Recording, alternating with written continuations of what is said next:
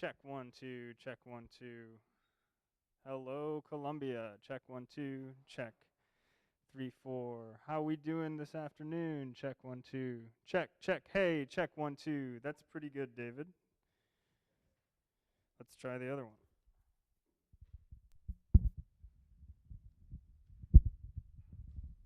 Check 1 2, check 3 4.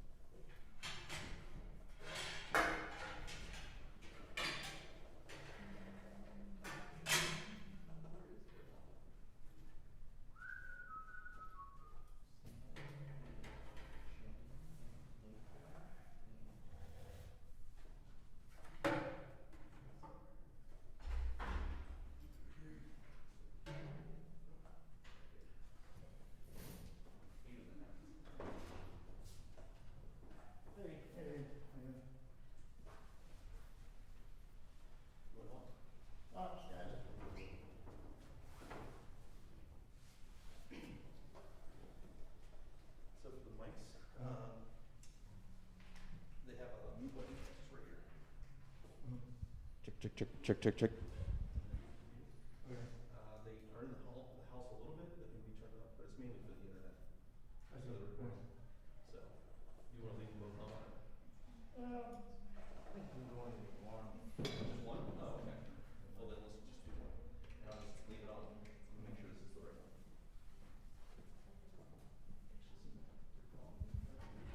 Check 1, 2, 2, 2, 2, 2. This is it.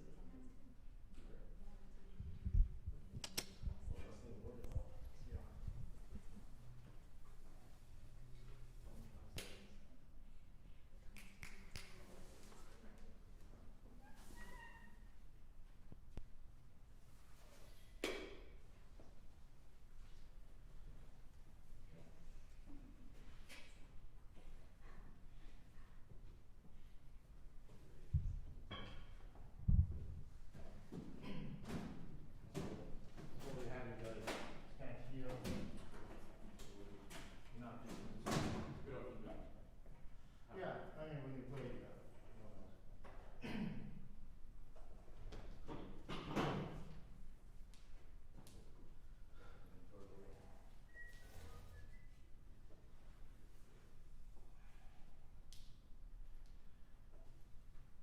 and the camera is basically covering the whole stage.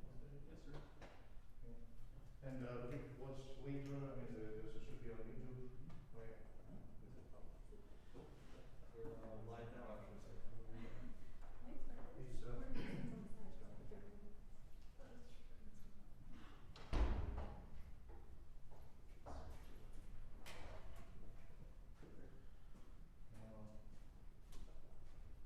Really other beats. Recording engineer said that we're live. Okay, so we can start. Now let's very quickly have a short introduction.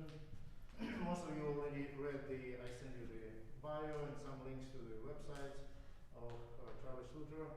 He's retired principal trumpet of the Boston Symphony, and before that, Minnesota, Cleveland, associate principal, Kansas City Philharmonic, which now is Kansas City Symphony, professor of the New England Conservatory, and many, many other schools all over the world in Brazil. And please welcome Mr. Schlueter.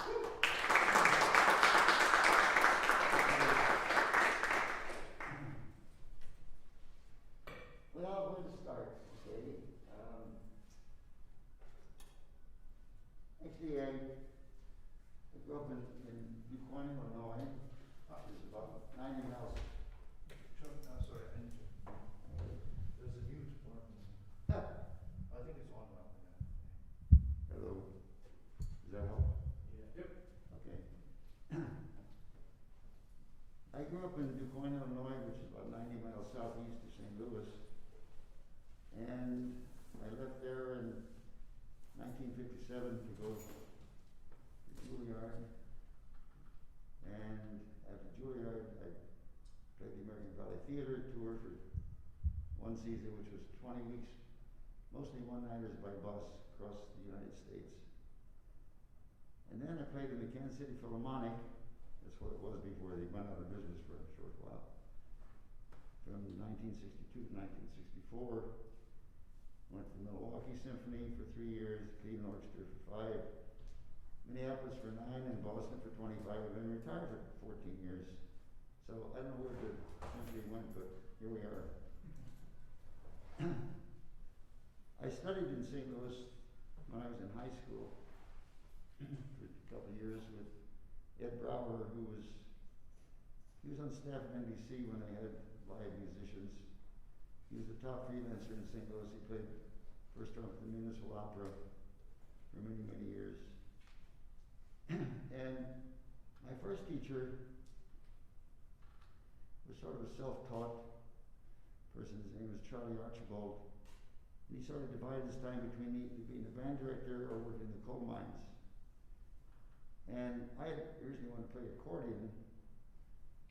And when my parents took me to see Mr. Archibald, he said, "Nah, you don't want to play accordion. Try my cornet." So I did, and it I had 2 lessons a week for 75 cents a lesson, if you can imagine that. And then on Saturday morning, some other Charlie students, we'd get together at his house and we'd play marches by Sousa or Alexander or Carl King, like 2 or 3 hours. So endurance was never an issue because I didn't know you weren't supposed to play more than 15 or 20 minutes. And I also found out that practicing would get me out of doing things I didn't want to do. I could tell my parents, no, I can't feed the chickens, I got to practice. I may be one of the few people whose parents begged them to stop practicing. So it wasn't necessary that I was going to get better, though that may have been one of the inadvertent fringe benefits. After 3 years, my father had the first of many heart attacks, and he couldn't afford the 75-cent lessons twice a week.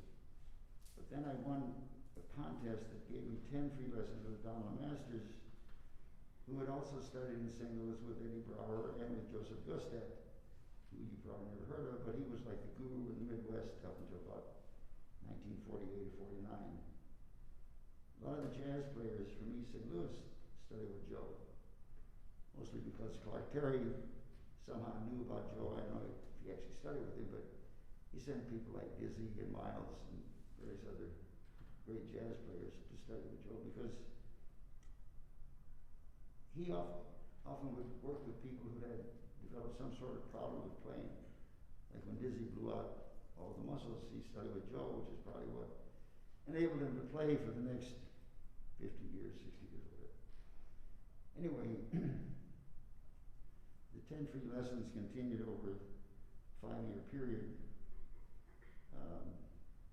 So I actually went from 75-cent lessons to not having to pay at all, which was good because Don was already getting $2.50 an hour. And then he fixed it up with Eddie Brower that I studied with him, and that's how with the help of those 3 teachers and my high school band director, who sort of was the catalyst that put everything together for me, that I ended up going to Juilliard and studied with William Vacchiano, who at that time was principal trumpet of the New York Philharmonic. And he was the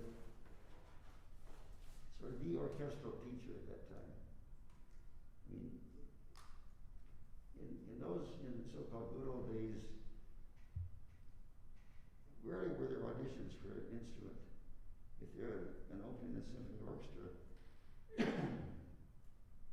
whatever that instrument was required, the conductor would call the teacher of that particular instrument and say, do you have anybody that's ready? And that's often how it happened. So,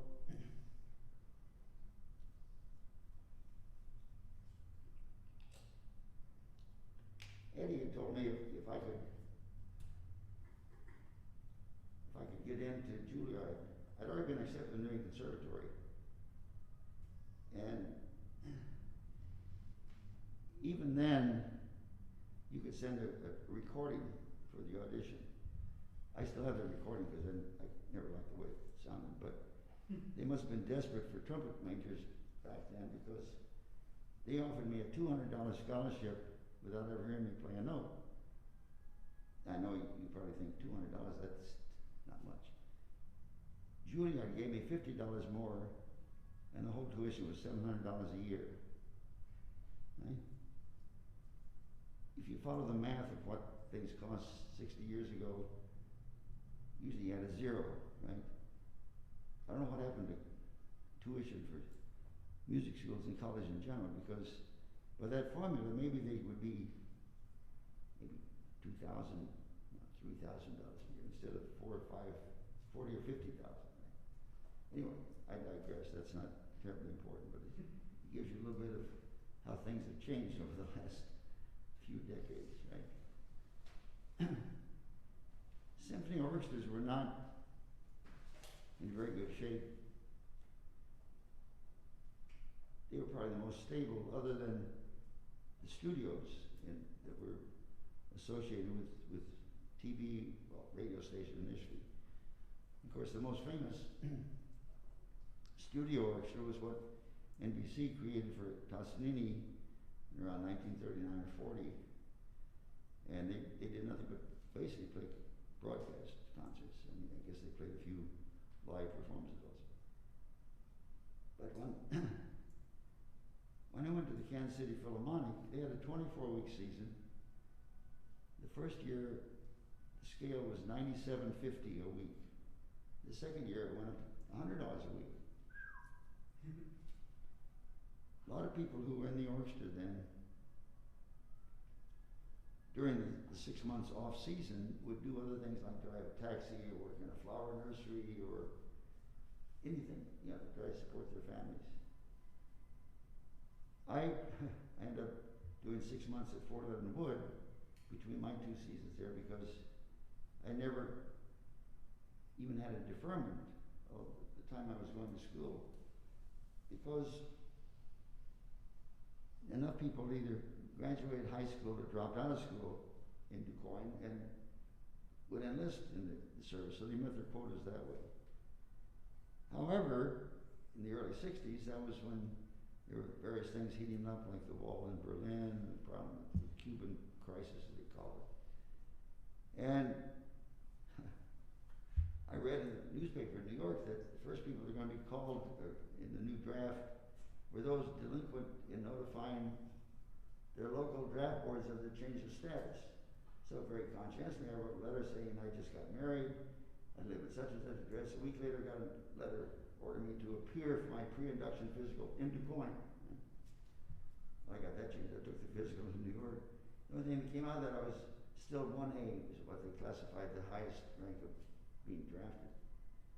But I had to give them a copy of the itinerary for the ballet tour, and they also had a rule back then: if you made it to age 24 without ever having had a deferment, they wouldn't touch you. So about 6 weeks before I turned 24 years old, I got my draft notice in Kansas City. So I got a deferment to the end of the season. I joined the Kansas National Guard because I was living on the Kansas side of the line. So I spent 6 months active duty at Fort Leonard Wood. The last 4 months in, I was assigned to a band. They actually assigned me to the training unit, which only lasted for about 3 or 4 weeks because, I mean, by this time I already had a Bachelor of Science degree from Schlueter. I'd been playing professionally, but they were going to teach me major and minor scales and how to count 1/8 and 2/16, you know, basic stuff. So then I played with the post band for the rest of the time, and that, the one thing I've learned early about the Army is if you look like you're busy, they won't bother you. So I went back to practicing my 6-7 hours a day.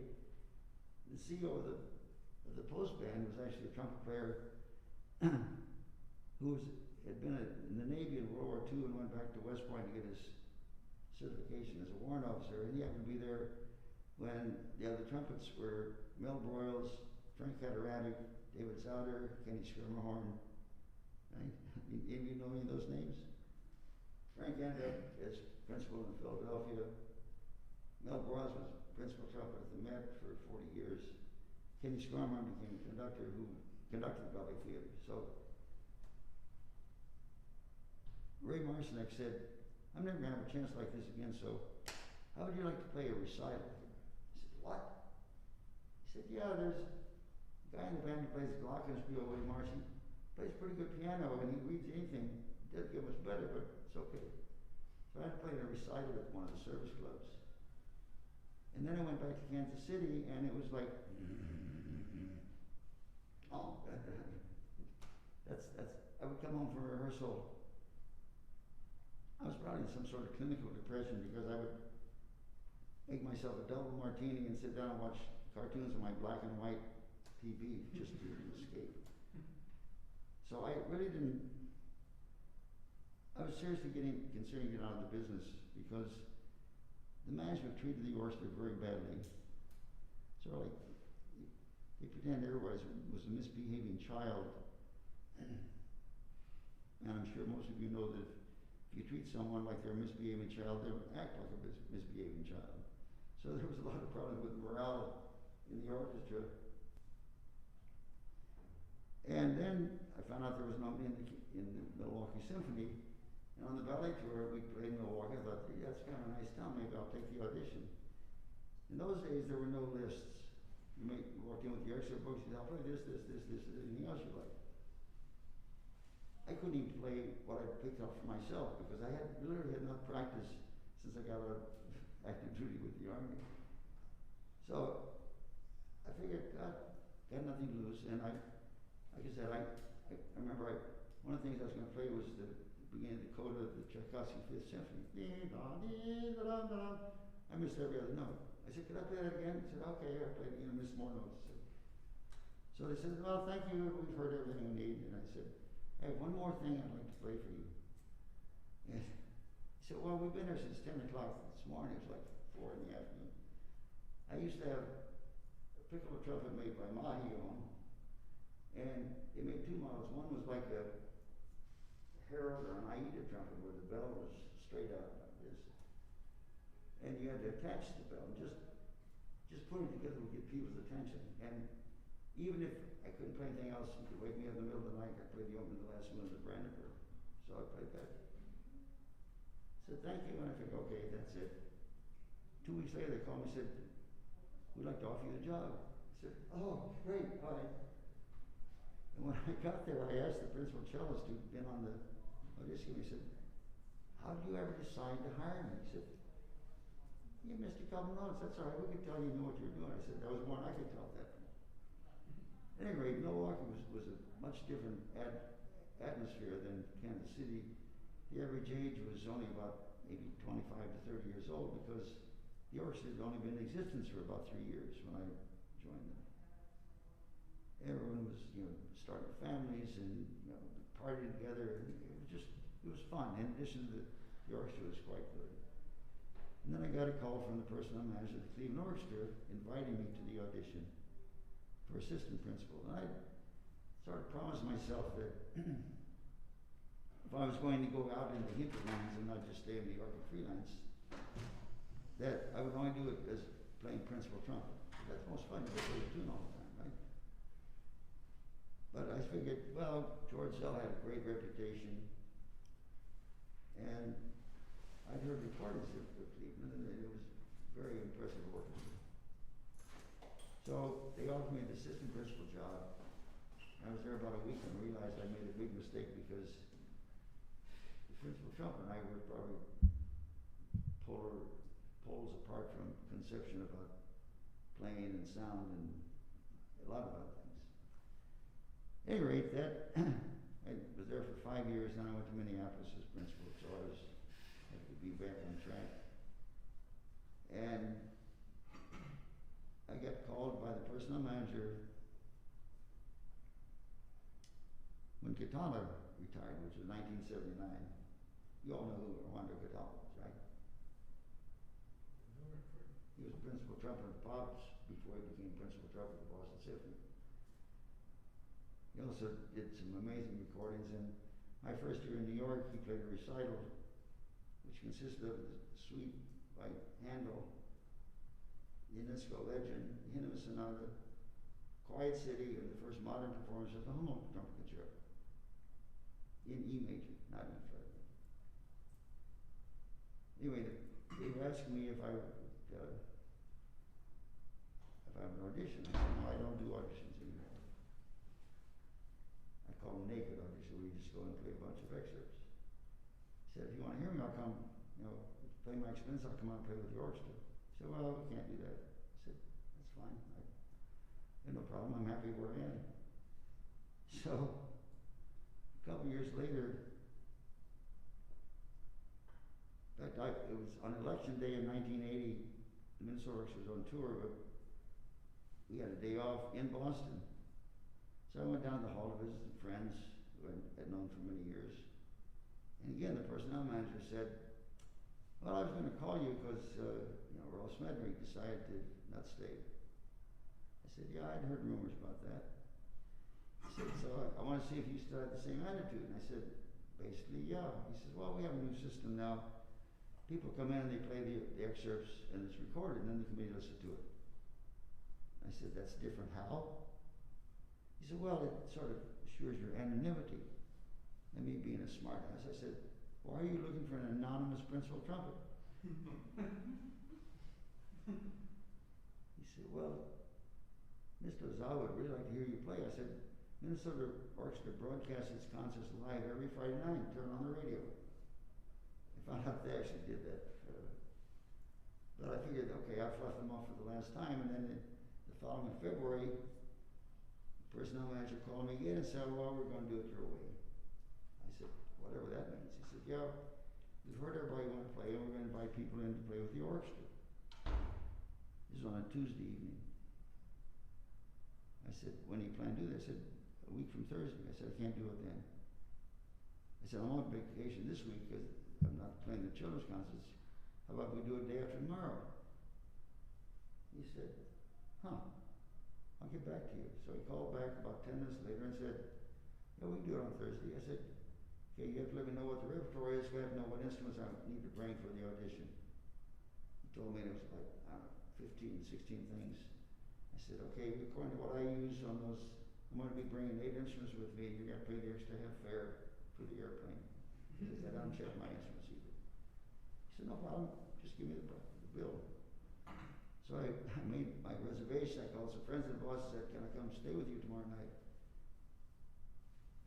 And I went downstairs and played through everything on the list, put the horn in the case, and flew to Boston. I know that if I'd had 10 days, I could have talked myself out of playing any of that stuff, but I would have started practicing. But I told them before, I don't sit around practicing repertoire. I play the repertoire every day of my life. And it wasn't anything unusual. It was, you know, the usual Brahms second, first movement, last movement, Robert Schumann second symphony, the opening, a little bit of Mahler 5, a little bit of, you know, all the standard stuff, Petrushka. And then they invited Tom Stevens to come out. Because he had, 2 years earlier, he had called me and said, I just want to talk to the other guy who fluffed them off, saying that we're not going to engage in a shootout with the young kids. Meaning, you know, we were already been playing professionally in our relative orchestras, respective orchestras. Anyway, that's how that ended up. I ended up in Boston, though. It's kind of a little bit of whimsy that when I graduated high school, they made predictions of what people would be doing in 25 years after graduation. So I had to go back for my 25th high school reunion because the prediction for me was I was working in the Argyle Laboratories in Chicago and playing principal trumpet in the Boston Symphony on the side. So I sort of fulfilled half of that prediction of what I would do. So that's sort of a longer summation than you probably want to know, but you asked me to give you something about history. That's you know, about where I started and where I ended up. Actually, I ended up in St. Louis because of the lovely ladies back there who we were actually in high school together, and I had forgotten temporarily that I'd given her lessons when she was a freshman and I was a senior. In full circle. Yeah. So I don't have anything to escape from anymore, so I don't practice much. But I will make an attempt to play Kittin and Trotta. I'm sure all of you know that piece, right? Just to see what I can sort of practice what I preach. And also give you a chance to see and hear the actual instrument that being photographed at this kind of history.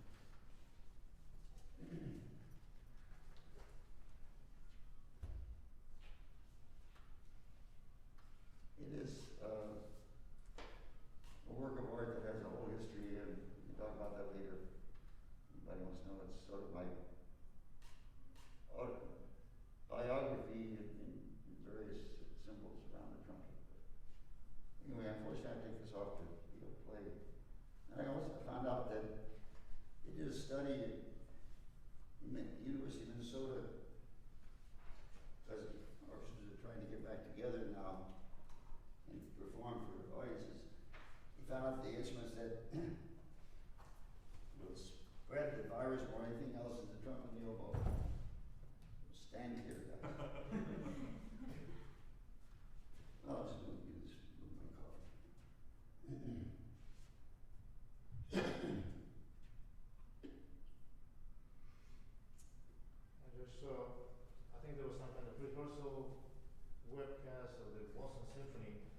their brass players were separated but played with no masks and no bell covers. The string players and the conductor were wearing masks. Yeah, no, nobody really knows how to deal with this because they never had to deal with it. I found it a little bit not believable that there's going to be a lot of virus spraying out of the end of this, even if a person is contaminated. Years ago, probably late 60s, early 70s, Harry James was still alive, so he was involved. There was a commercial for Kleenex tissue showing how much strength it has, even wet. They taped wet Kleenex over the bell of his trumpet. He played a high F to show you that nothing would happen. Of course, nothing's going to happen. You have to stuff the Kleenex all in the bell before it have any effect whatsoever. Anyway, I'll try. I don't have any virus in me, so I don't expect to spread any.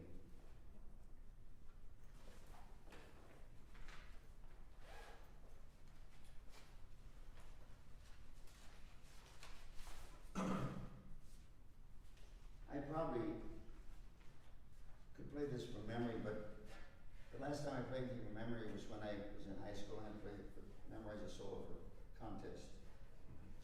So I don't have serious memory loss, but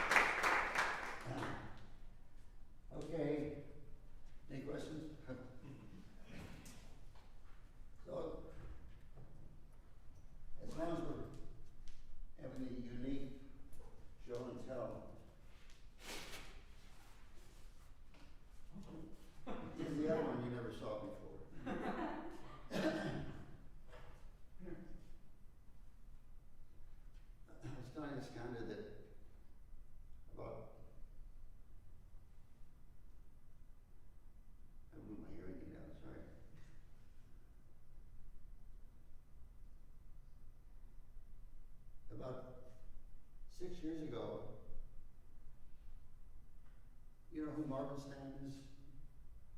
Great jazz trumpet player in New York. His wife had a birthday party for his 75th birthday. And there were about 20, 30 trumpet players there. And I said, okay, we're going to play Happy Birthday in F major because at the end, I have a surprise. So, anybody's birthday today?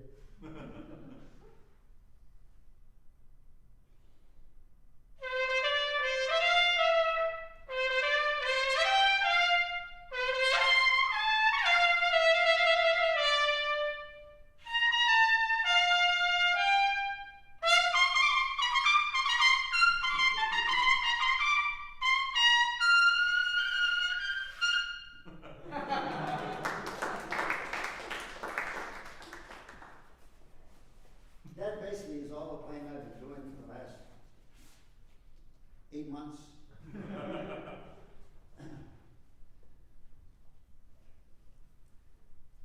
Okay, so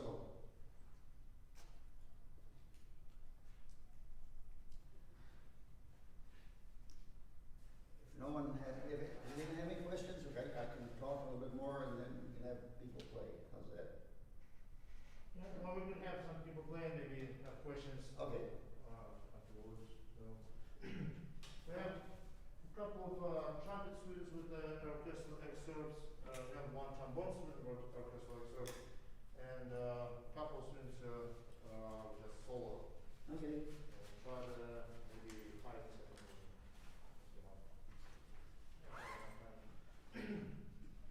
So,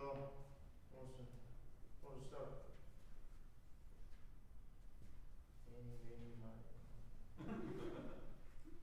Yeah, your music now you have a trumpet out, so maybe start with you can try that. Okay. So maybe you go.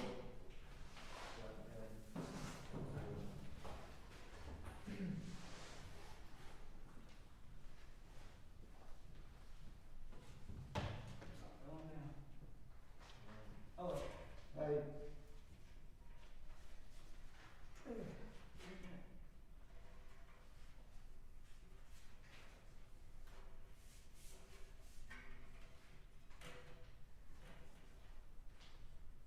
You start playing?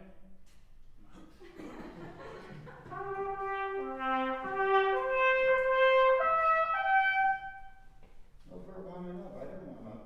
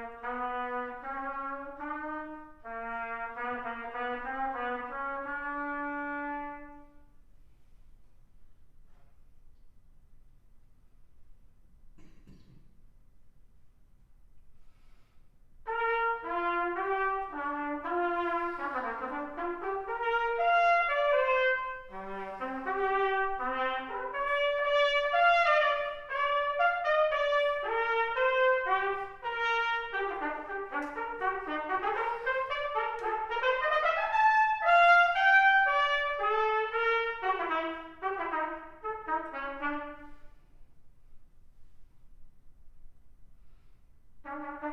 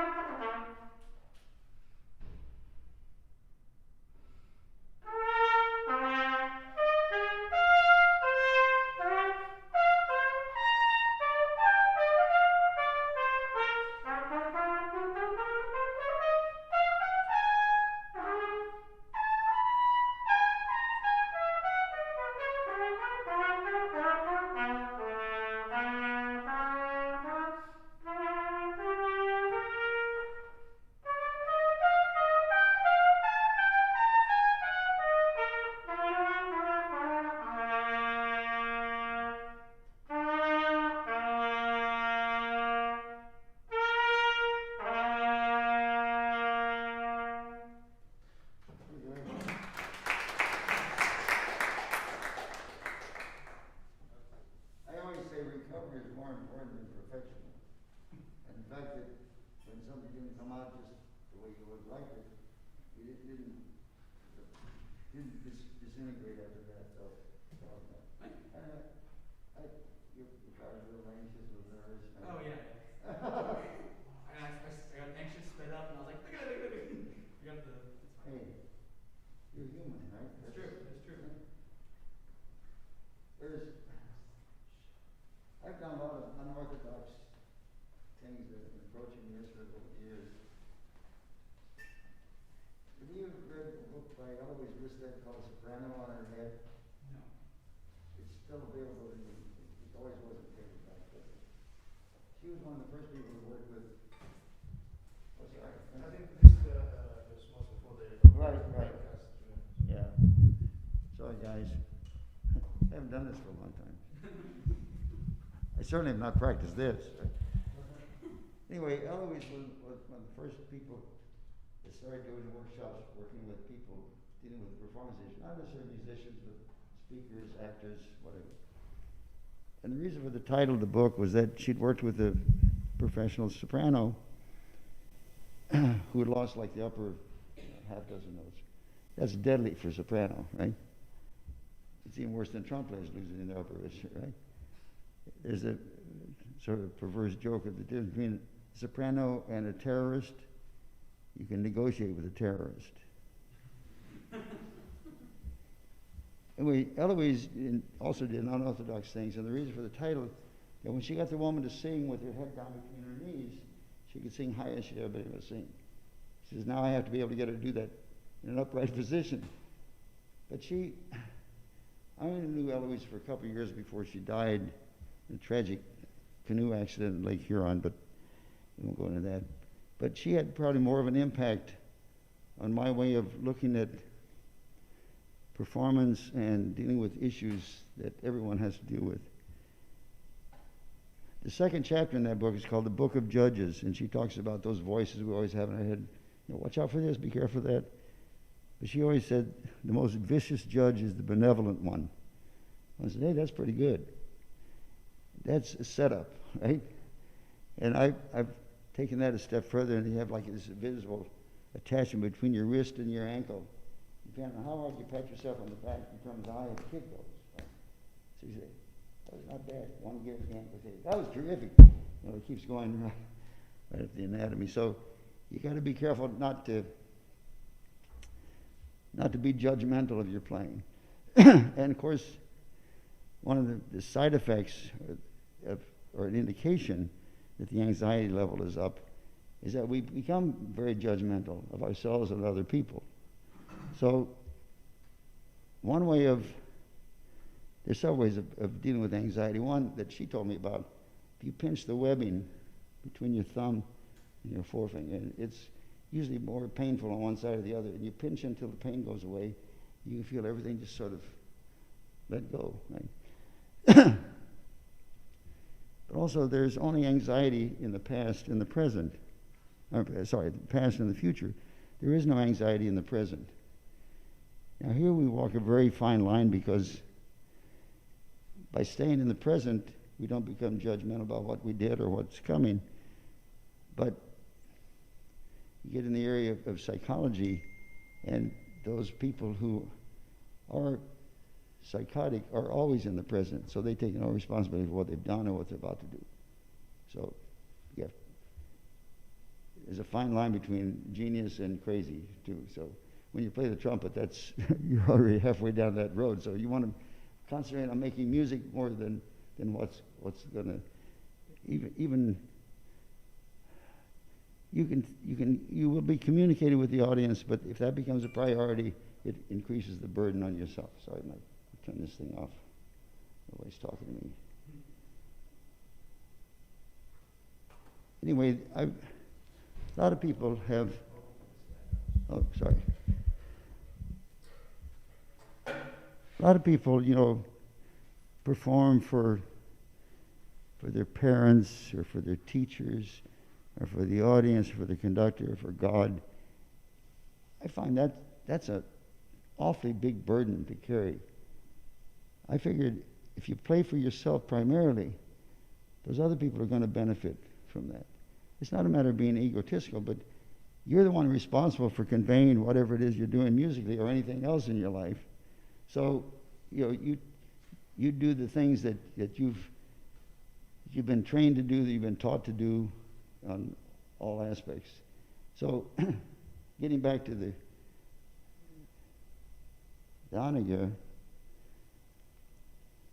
for me, the beginning, it's very crucial what he does with the half-step relations, either from below or from above. And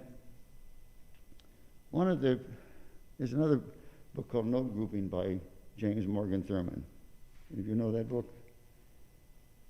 No. It's also available. I have a phantom book that I've been working on for over half my life that's going to be out soon, and it'll deal with that a little bit. But it's important to almost never are notes grouped within the bar lines or within the beams or within the articulation. Anything that comes after on the beat is an anacrusis to the next pulse. So since it starts, it starts with an anacrusis to that second beat. So if you focus on that motion across the pulse each time, that's going to keep things lined up. And the fact that it says maestoso, that gives you the character for what this piece is going to be. It's majestic, right? So there's a lot of different interpretations that a lot of people will make an accelerano, but that if you do that in the opening 4 bars or so, you lose that maestoso character, I think, right? So you're weaving this line of the half-step relation. And then once you get through that section, 2 always goes to 3 in the major, because that's the next hierarchy. If all the notes occur on the beat, then if something in 4, 2 goes to 3, 4 goes to 1, so that you always get across things in the pulse. This gives you the motion, but also gives you a chance to express more things with little nuances. So I'll have you play it again, but there's one other aspect that I wish I could say I discovered. There's actually one of my Brazilian students who made the observation of me. Are you right or left-handed? Right-handed. Okay, then for a while you start using your left foot because things got a little tricky. But then you switch to the right because things got trickier. And for me, right-handed people, if you use your left foot, it's not a matter of counting, but it ties in direct because the hemispheres are reversed. It ties into your unconscious mind where everything is already stored, right? And as I said, one of my Brazilian students observed this with me at a rehearsal in Sao Paulo. And he said, when you play and your left foot is moving, he said, the sound expands, everything sounds so free. And if you switch to your right foot, everything closes down. I thought, oh my God, why did I not know about that? But I started doing that, and it's incredible. If someone's left-handed, the hemisphere is not always reversed because Some people are left-handed because of some accident or something that caused them to be left-handed. But the worst case is when someone's ambidextrous, because I've had students that are that way and they switch feet. It sounds like two different people are playing. It's crazy stuff. Anyway, start again, and the foot is not so much for pulses, for coordination, because you have a lot of small muscle to deal with. So start again. Make sure the lower neighbor is always low enough, because particularly on the trumpet, we have the issue of if you don't pull out the first slide, for instance, for the low A, you're going to start playing higher on the pitch, and by the time you have to get to the B, it's much higher than it needs to be, right? All right, try again, and don't worry about what's coming out. We're experimenting, but you can be objective and observe what's going on and how it feels, right? Also, try to get your feet more parallel so everything is lined up a little better, right? Right, once more from the beginning. Yep. Okay. Take about 3 times as much air in though, just for backup, right?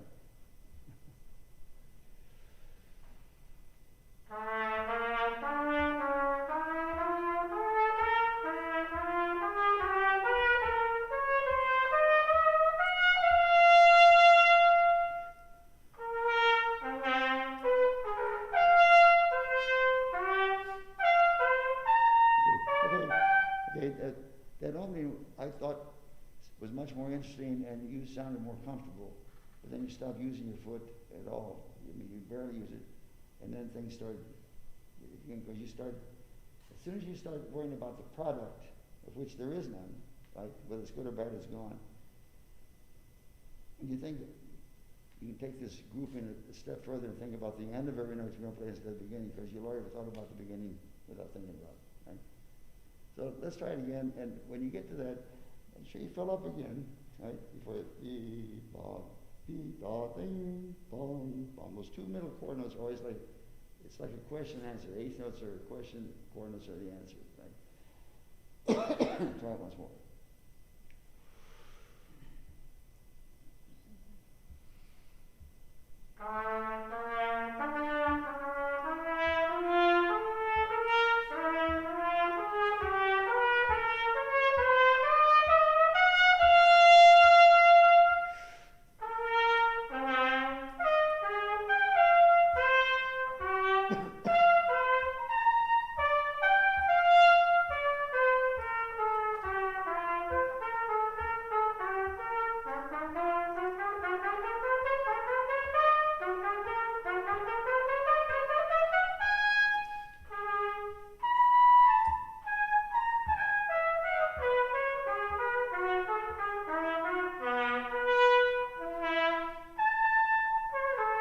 Okay, very good, very good.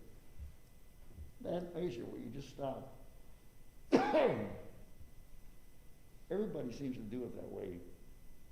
Even if you phrase it 2, 3, 4, 1 all the way through. The sounds like da, dee, ba. It's a phrase at the bottom, it makes no sense. So it's long, bum.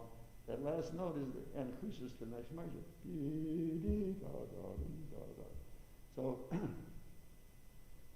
let's do it from sorry, I'll point.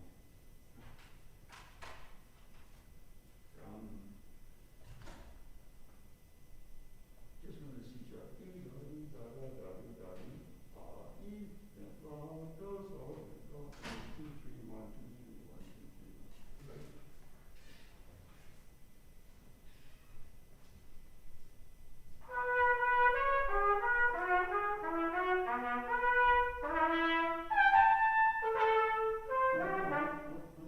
Before the last A. So it's la, do. I'm sorry, so it's a bum bum bum bum. Sorry. Bum bum bum bum bum bum bum bum bum bum. Read there. Like my dream. You'll be right there. Okay. So you can be there if you want. Be la, then la, do, so, Right.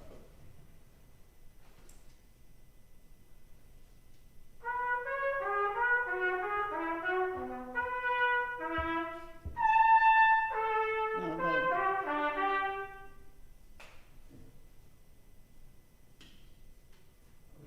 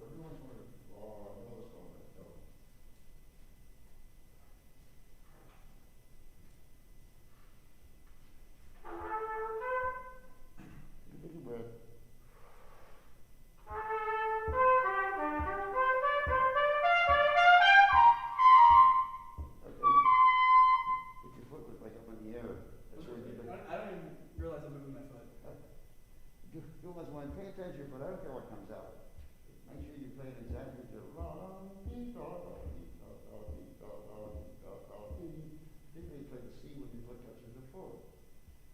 I find it works much better. I don't know what chord it is.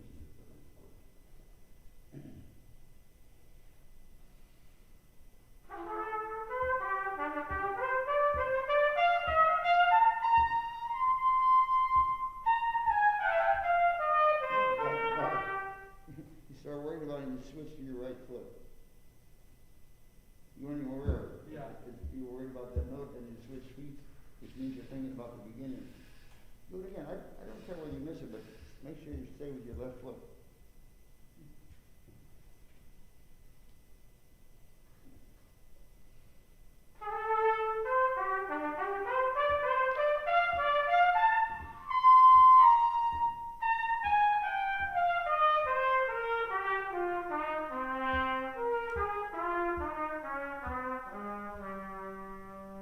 Yeah. Does that sound different or what?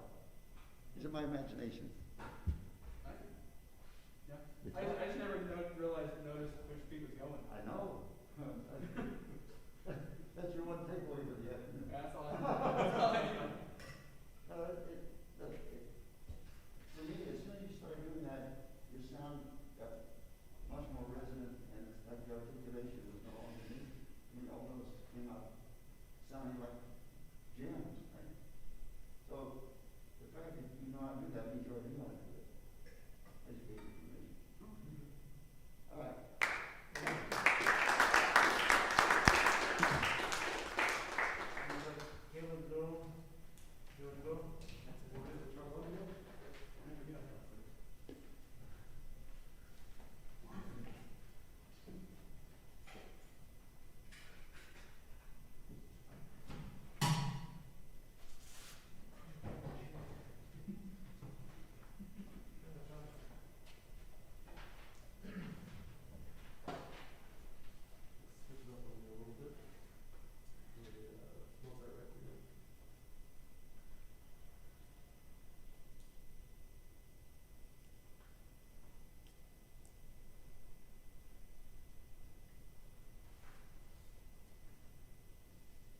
That's the next thing people are going to make a mass. You got to jump on me.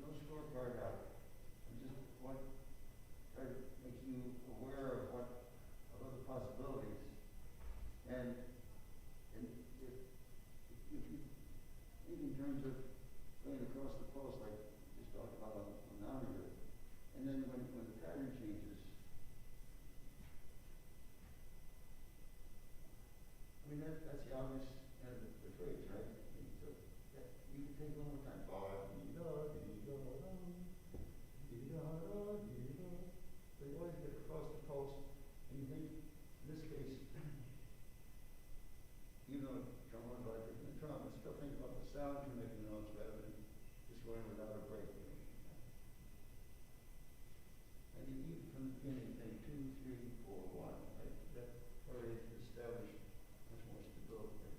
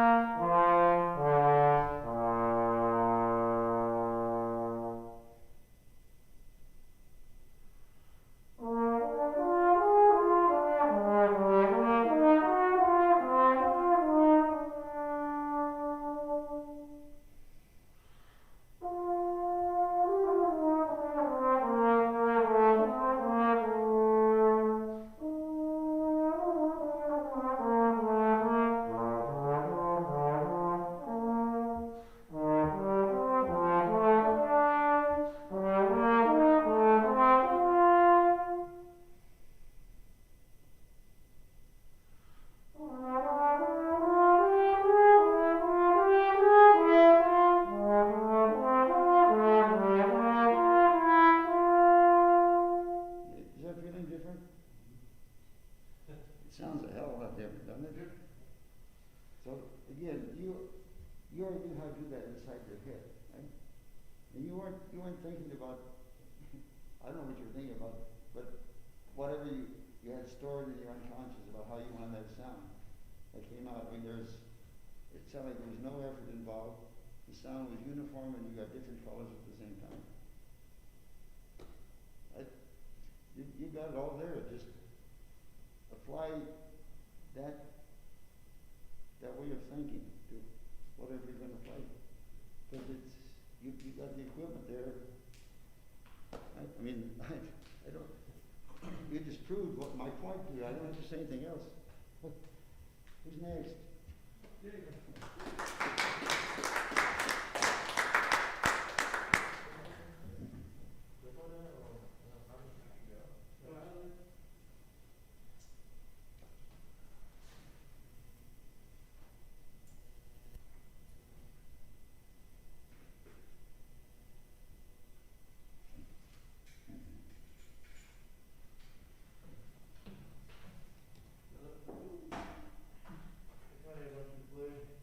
Yeah, I'm gonna play Bolero by Ravel, and then Pictures of an Exhibition.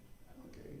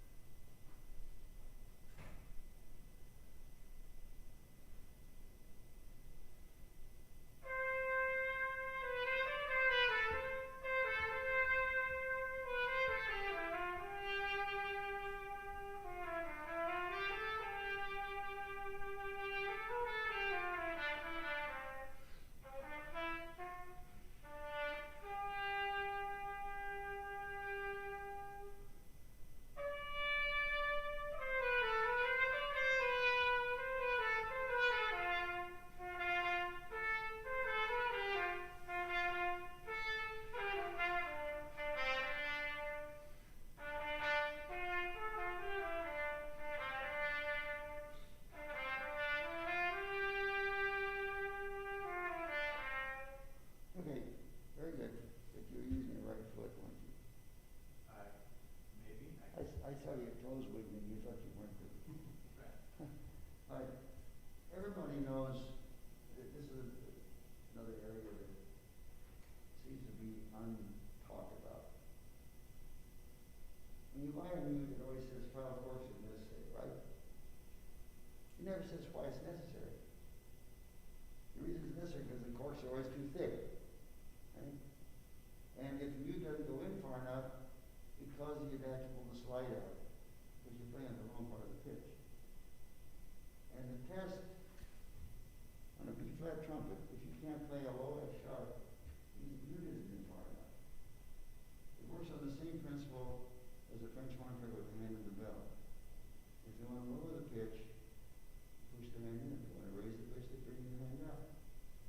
It's one of the laws of physics. I have no idea why. So, I mean, I saw you pull your slide out, but yeah. It's hard to tell on a C drum because, I mean, if you get it right on B flat, the bells are usually pretty similar. But it should speak better to play. That's what it may be further. Okay. Now, you use your, you're governing the flute now, right? So inside your head, you want to imagine inside the flute sound. I don't know how to do that, but there's a lot of stuff we do that we don't know what to do. So make sure you trust your left foot. Right, once more the whole thing.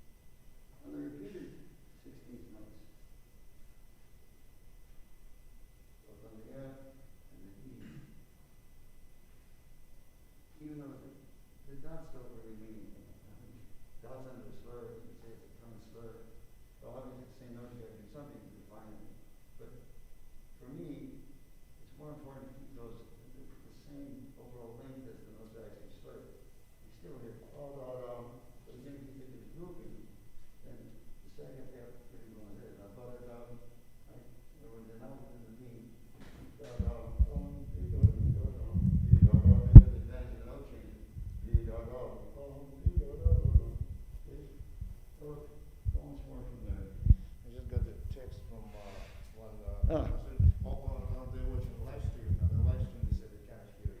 Ah, okay. This is mostly for live stream. Right, okay. As opposed to dead stream, right?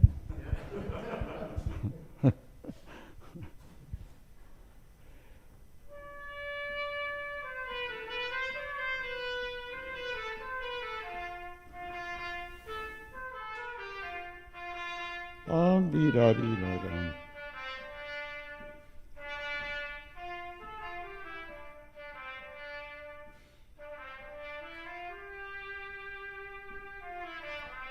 Good. Does it feel different? Oh, yeah. It changes the whole character for me. So that it's not just the da-da-da, because I have another standard. If something looks simple, it's a trap, as much as something looks hard is a trap. So the way you get out of the trap is that you think in musical terms of thinking about how the notes are grouped, how the notes are connected, right?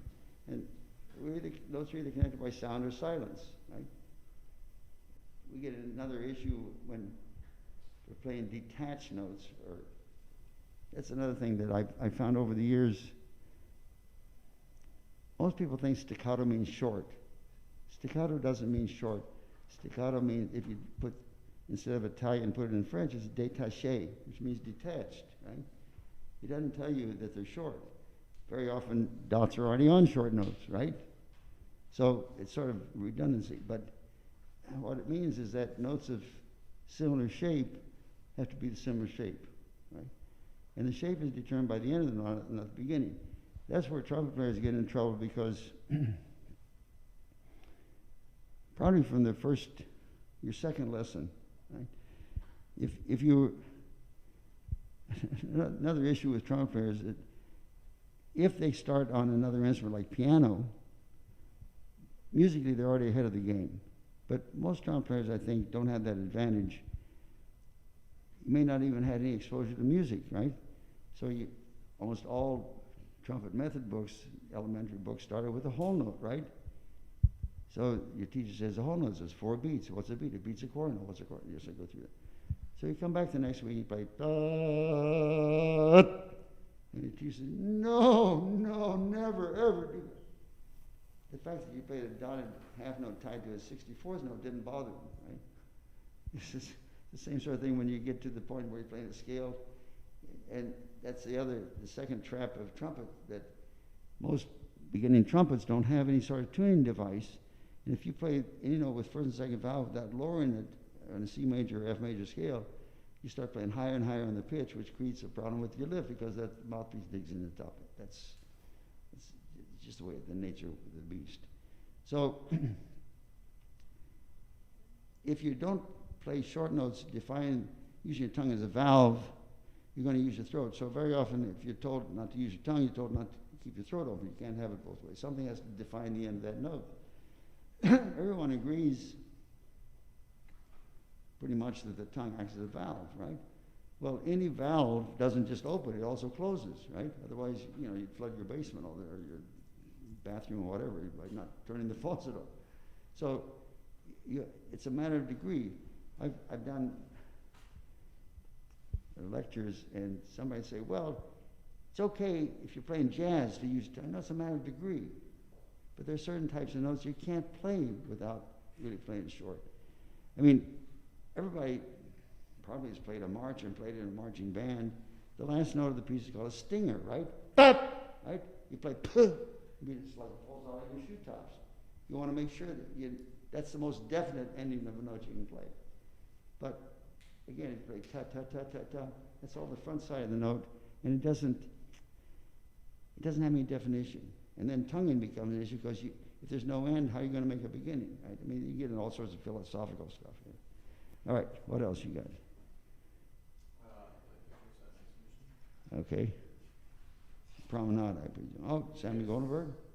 This one. Okay. You can do that one too if you want. The first concert I heard when I went to New York in Carnegie Hall was the Philadelphia Orchestra playing pictures in an exhibition, which I'd never heard in my life. I never even know that it existed. And it happened to be the year that Mel Broyles, before he became principal trumpeter of the Met, was assistant principal in Philadelphia.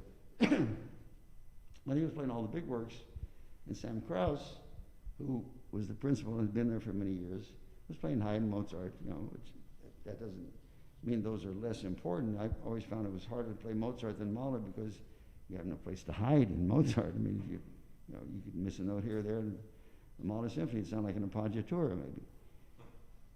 But, I mean, I was about this far off the ground for weeks. I mean, everything I heard when I went to New York was like a whole revelation, right? A week after I heard Catala's first recital, I heard Maynard Ferguson live in the first, in Birdland. I mean, I didn't know you could play notes like that. We had a lot of Stan Kenton charts in the dance band in high school. I saw the part said Maynard, and I had notes I didn't even know what the hell they were. I just threw it in the wastebasket until I heard him play it, right? And that's a whole other area too. Anyway, I don't remember whether Mel played the Salmon Goater on a C trumpet or not. That's the one thing I always played on a D trumpet. And I may have been one of the last survivors of principal trumpets not using the piccolo on Sammy Goldenberg, but that's how I learned it, I guess. I think Manny Laureano plays on an E flat. So he was my successor in Minneapolis, so maybe he picked up some of those weird vibes of things I did. Anyway, let's do the Promenade.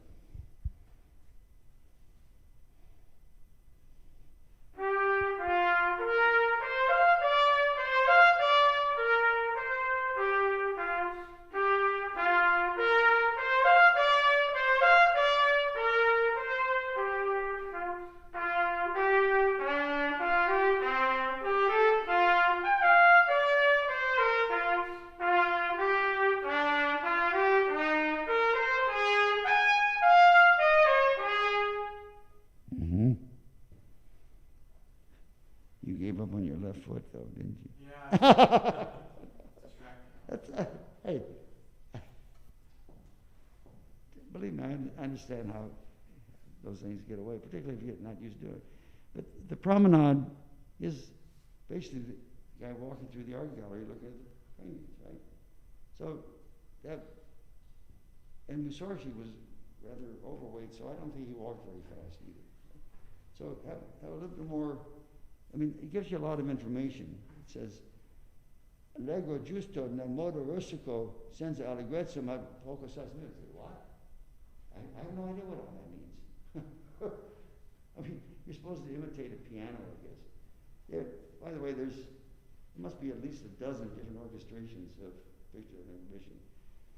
Even though Kusevitsky commissioned Ravel to do the orchestration that everybody does, almost everybody, I only played that about 2 or 3 times the whole 25 years I was in Boston. Every other orchestra plays pictures at least once a year, right? At least one concert.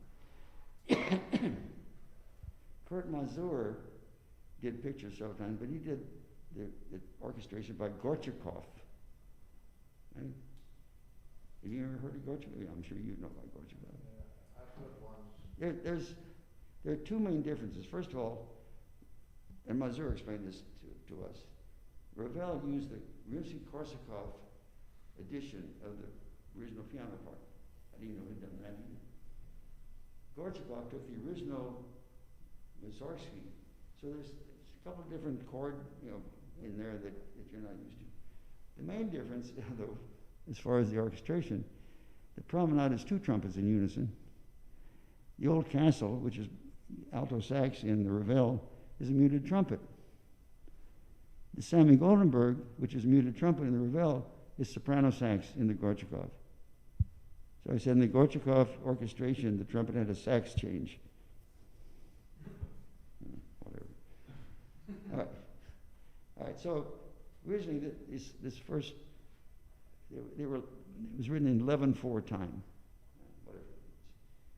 For me, if you need to have a little bit more emphasis here, partly because it's the new measure, but also it sounds like, for me, it's like you turn back and look at the painting the second time. Then you go on, right? Then you do the whole rest of the orchestra. I breathe here at the bar line too, because it's a different phrase than here because it's different notes. And if you think of this being a appoggiatura, in both cases, then you don't worry about the octave. Right? But again, make sure you coordinate with your foot, because you have your lips, your tongue, your mouth, your ears, everything that has to line up together. If one thing's a little off, the chances of missing go way up. But try once more. Take it slower, make everything a little bit more tenuto, almost like everything is being slurred, except you're going to articulate it. Okay. So breathe here and here. Yeah. Okay.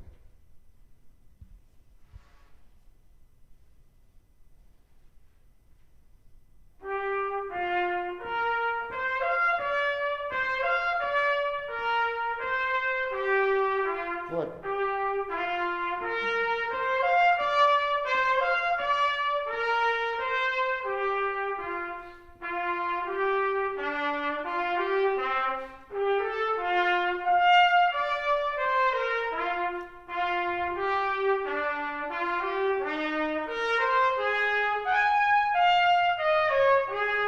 Okay, you chickened out on the last one.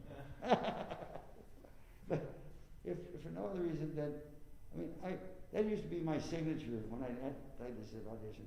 I always screamed the top A flat. It wasn't until years later I found out that's the highest note you play with that much extra cylindrical tubing. That's why it's such a bloody hard note to not crack on, right? So you want to disguise it in any way possible. And if you think, la, fa, so, la, de, la, de, that octave very scares people. Eloise had a trick for that too. As you play the top note, you pretend you're picking up a pencil with your fingers. You don't worry about your lip or air or anything else. Dee da dum, dee da, for both the F and the A flat. But the only one I like much better. Let's do the second phrase, but try to breathe it. Normally I say don't breathe at the bar line, but you have to pretend that this is still 11/4, so it's not breathing at the bar line. So breathe at this bar line too? Yeah. Oh, okay. Yeah.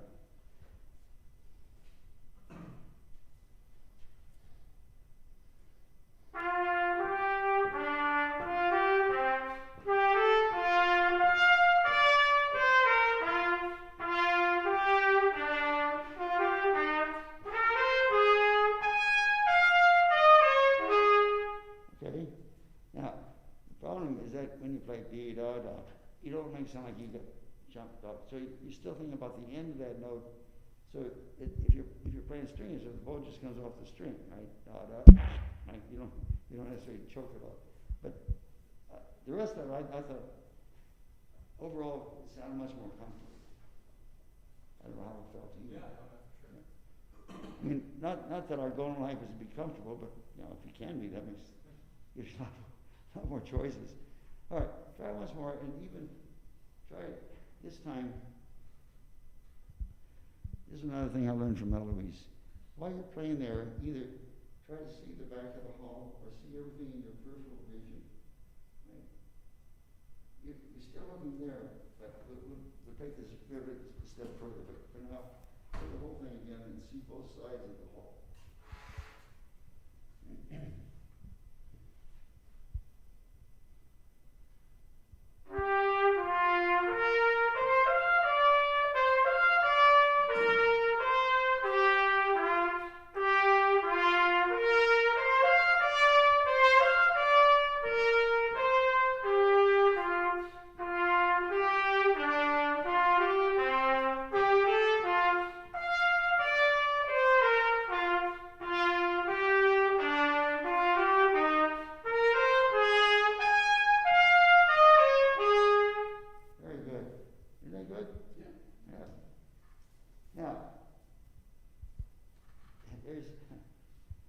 There's so many ifs, ands, or buts we can always add into something. But you have to be able to phrase without breathing and breathe without phrasing, unless you learn how to circular breathe, which I never did. So that time you did take a breath there, which is okay. But taper the end a little bit, so then you walk through a door jam or something. I've done that too, walking through a door jam. Literally, not just playing a phrase. All right? You got something else, or that's doesn't mean that you never. Okay, another thing. You're never going to play anything exactly the same way twice, right? Why would you want to do that in the first place? Second place, you can't. I was going to, the summer before I went to Juilliard, I was playing an etude in the Brandt book, and I was going to play it, the whole thing without missing anything, right? If I missed a note, I'd play the whole etude and the whole page another time. I was up to about 120 repeats. I said, to hell with that. So I discovered that perfection was not on my horizon when I was the ripe old age of 18, right? So, if you, and I think this is one of the problems that, I don't know about other instruments, I just can speak in relation to trumpet players because I've been there and done that very often with teachers, with students as well as myself. In practicing excerpts for an audition, it's gotten to the point in many, many orchestras that the person who gets hired doesn't miss any notes. May not have made any music, but that doesn't seem to be important anymore. But when you're practicing the excerpts, never play anything exactly the same way twice. You have to play the same notes, the same basic dynamics, same rhythm, but you can do amazing things with different nuances and with different colors on the sound that you get. And you have to be willing to experiment. You can try different tempos. I mean, because there is no one tempo. Toscanini was reportedly said, "Of all the wrong tempos, I like my own the best." Okay. I mean, nobody's going to argue with Toscanini, right? He also said, tradition is the latest in the string of bad performances. So it's something to file away also. But it's important to see how many different ways you can play the same piece and it still is viable, because that way when you get to an audition situation, you have a lot of choices, right? And it's going to sound more spontaneous. It's going to sound almost like you're creating the piece at the time. And also just the repetition, your chances of accuracy go way up because you have so many choices now. Right? But you try to play exactly the same way every time. First of all, by the time you get to the audition, you're going to hate the piece and hope you never see it again in your lifetime. Right?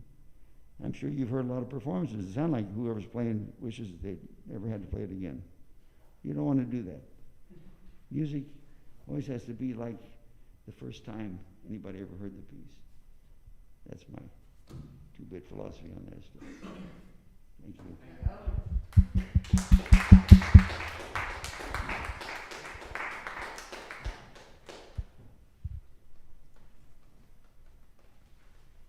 Who's our next big?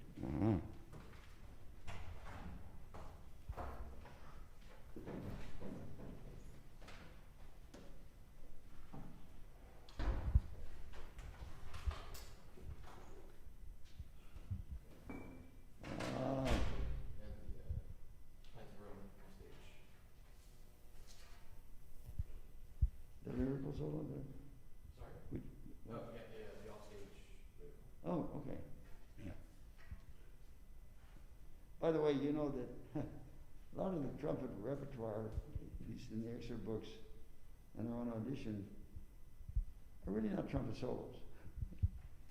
I mean, Don Juan, everybody works on, you're reinforcing the string section, right?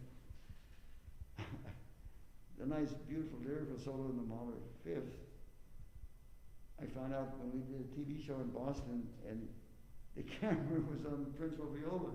I didn't know I was playing, reinforcing the viola solo, so that put things in a little different perspective too. Okay.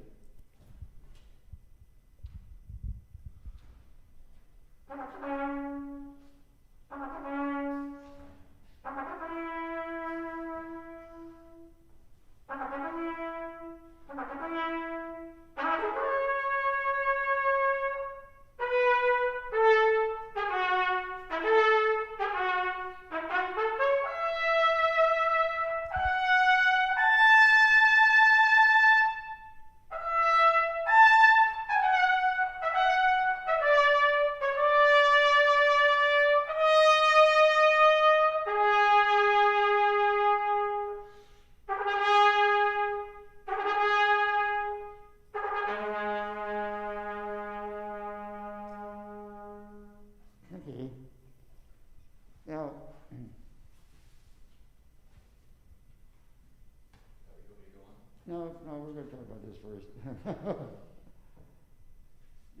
There's actually, I haven't heard it, but I was told that there's a piano roll of Mahler playing this. So it says it's supposed to be like a sort of like a military, way of playing. Not that someone plays in a military band doesn't play rhythmically accurate, but he could have taken the trouble to written it either in 6/8 or 6/4. So that instead of da-da-da, da-da-da, if you think of it as if it were 6/4, that's what I do. And it comes on the 6th chord, so it's 1, 2, 3, 4, 5, ba-ba-ba-bum, da-da-da-dum, da-da-da-dum. And for me, the release is critical because we all know that the rest is a notation for silence. And I've heard performers where they play da-da-da-da, da-da-da-da, da-da-da-da,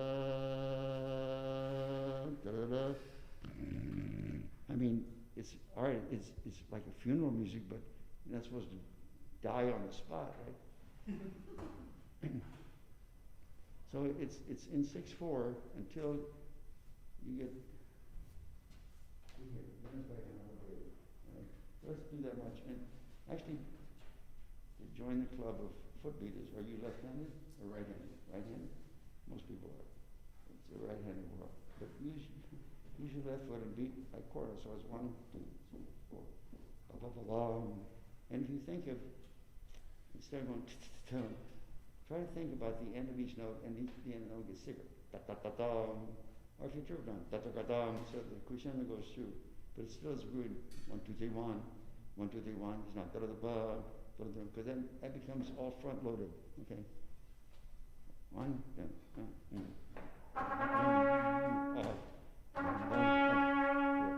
I hear too much. Think about. Play just one note. Play bop as short as you can. No, I hear poo. What bop? Yeah. Think bop, but the P is the end. Bop. Yeah.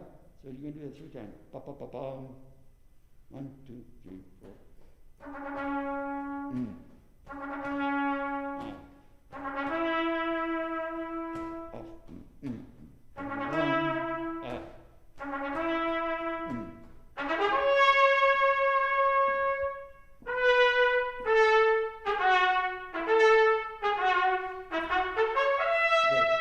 Very good.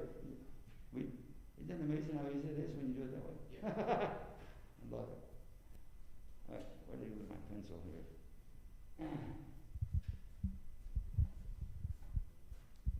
If you think of these as being so the printed 16th note is really a third segment because it's all the way. Okay? But think of that as a grace note. And here you make that last double accordion noise, so this actually comes out on the beat. The triplet, it says triole fluky, whatever the hell that means, right? It's fleeky. But I heard it, it's like, what? So the way I got out of this is that this is like a half note triplet in that measure. So the first quarter note triplets are the first half note. So you actually get there at second beat sooner. So it's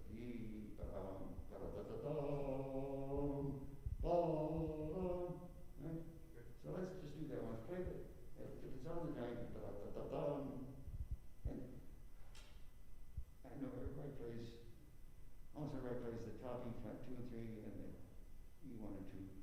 That's really not necessary. Okay. If it means one or two things. Either you're playing too high from the bottom, right? Because it doesn't make any difference who makes the instruments. You have 7 instruments in one, and you have intonation problems built in. The problem is if you tune the upper notes to the bottom notes, you're always going to be trying to lift up because the bottom notes are too sharp. It's the nature of the beast, right? So just play from the E, da-da-da-da-dum, and still think of the shape, just like you did on the da-da-da-dum, right? Da-da-da-da-dum. Do that the 16th one, split play. Ba-ba-ba-bum. Still think bop, ba-ba-ba-bum. Right? And for me, I got this directly from Vacchiano, the most important note in any group of notes is the one of shortest duration. Because if you don't play with the same resonance, you won't hear it out in the hall. You'll be ba-dum, right? So you want to bang ba-da-ba-ba-bum. That is the shortest note. Ba-da. And those two notes belong here. Ba-da-ba-ba-bum. Do it once, just from the E. But still the relationship, ba-dum. And it's not four equal notes. Ba-da-ba-ba-bum. Once more. Ba-da. Ba-da. Just play those notes. Be-fa. Ba-ba. Ba-da. Even shorter on the F sharp. Ba-da. Yeah, that's where you're going to find. Ba-da-ba-ba-bum. Think about the end, because you're worried about the notes speaking and you're getting the wrong pitches. Ba-da-ba-ba-bum. Yeah, whatever you thought of there is what you want to do, not how you did it. Right? Okay, so from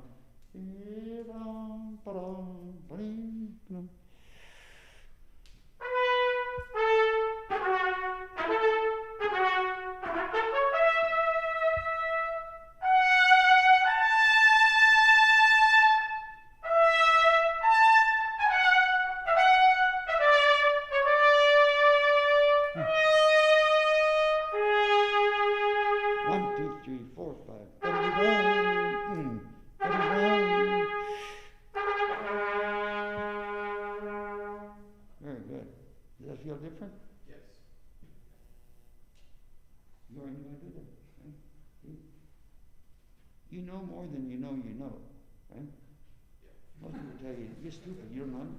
No, you just haven't scratched the surface deep enough. All right. When we recorded this in Boston, by the time we did this, we were doing what they call location recordings, right? They were recording concerts and then doing this patch session. I thought, oh, good, the engineers can't screw this up as much. They figured out how to do that too. So at the patch session, the producer, he was the pain in my butt every time we did a recording. He says, we have this from all the concerts, but there's always somebody coughing or writing in a program or something. You want to do one take? I said, yeah. So we did the take, which they used on the recording, but they spliced the orchestra in like this much too soon. I said, didn't anybody listen to that? He said, oh, you made the Scellerando? I said, no, I didn't make it Scellerando. It's out of rhythm, dummy. I didn't say dummy. Anyway,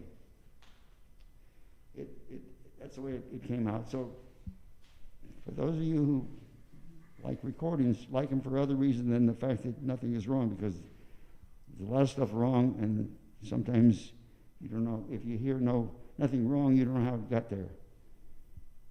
We recorded the Bruckner 8th in Cleveland. I don't know if you know Bruckner 8th. There's this, in the last movement, the recapitulation is the second trumpet solo. We were playing rotary B flat, so it's a G sharp. Remember I said the G sharp? I think it was 17 of. The second trumpet missed like every other one. We did, I think, 20 takes. This was before digital. I have no idea how they managed to cut the tape and get all those notes in there. You don't hear it, but yeah, it came out of the ether or somewhere. All right. That octave is scary. The three things are make sure that it's 1, 2, 3, 1. Right? Just do the A flat. No, you like you were doing in the beginning. And even though there's nothing printed there, anytime there's a repeated pitch, you have to do something to differentiate. Otherwise, I used to use the analogy, it sounds like the needle got stuck. Nobody knows what a needle is anymore. I'm talking about on an LP. Anybody know what an LP is anymore? It's kind of said nobody even has CDs anymore. You only have streaming stuff, right? Right.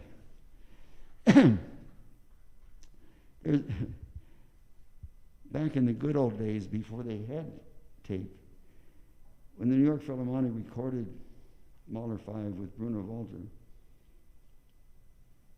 if somebody missed anything, you did the whole movement again, right?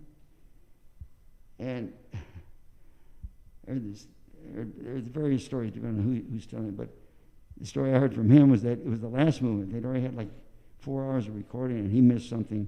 They had to do the whole movement again. He said, nobody talked to me for weeks after that. He said, look how much money I made for him. Because they had an hour session. All right, want to do the next section or what? Sure, I get it. Same idea, right? And the thing is, I only played this in audition until we did it in Boston. I mean, I can't imagine how I managed to escape that long. But I made a point of explaining to Ozawa how I thought about this, so he had to get the rest of the brass and play those trips at the same place on the major, right?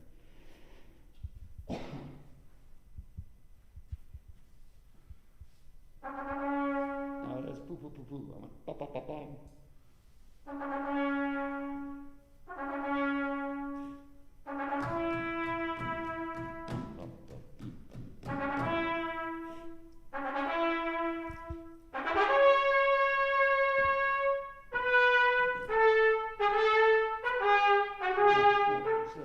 Still make like the double dot quarter much longer. I didn't have you do that before, but play it. Without the 16th note. So they're all the same. Bum, bum, bum, bum, bum, bum.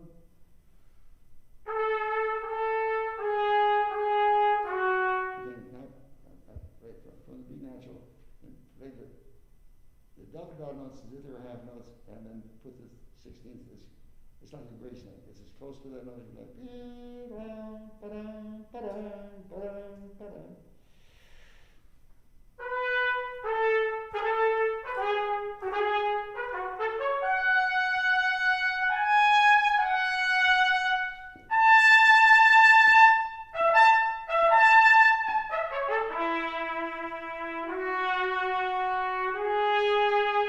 Very good, very good. This one. Veloce means shalom. Beep, ba, ba, ba, ba. So it's 1, 2, 3, 4, 1. Right? And so that you don't lose energy, you have to make a crescendo on the way down. I also think of 3 types of dynamics. You have decibel dynamics, which is indicated by piano, forte, fortissimo. Right? You have what I refer to as acoustical dynamics, because when you play an ascending line, partly because of the energy involved, partly because high notes sound louder, there's always a crescendo. The whole Arvin book is predicated on the acoustic crescendo. Every time there's an ascending scale or arpeggio, there's a crescendo, descending decrescendo. You're going to get that anyway. It's hard to play a diminuendo going up or a crescendo going down. But for musical purposes, that's very often desired.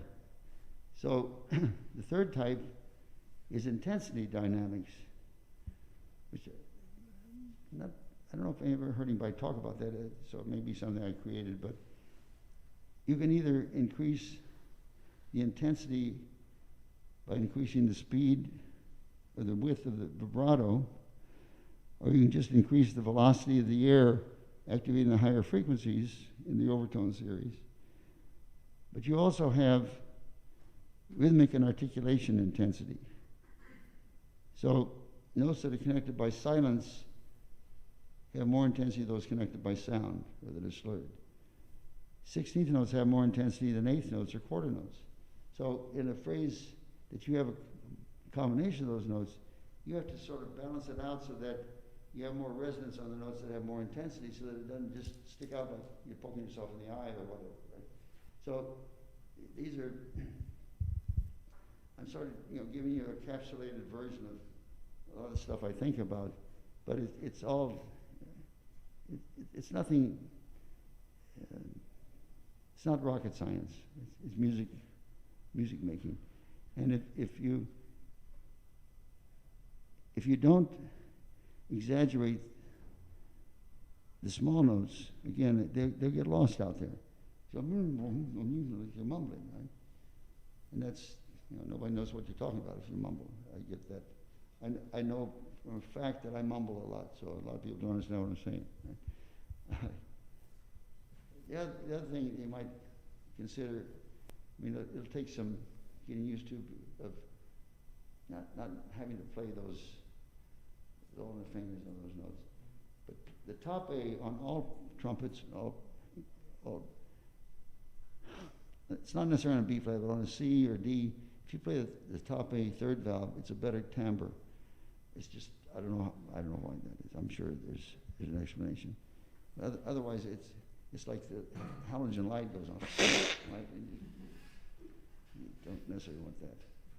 All right, you doing this section too? I can. Well, only if you want to. I mean, you want to do.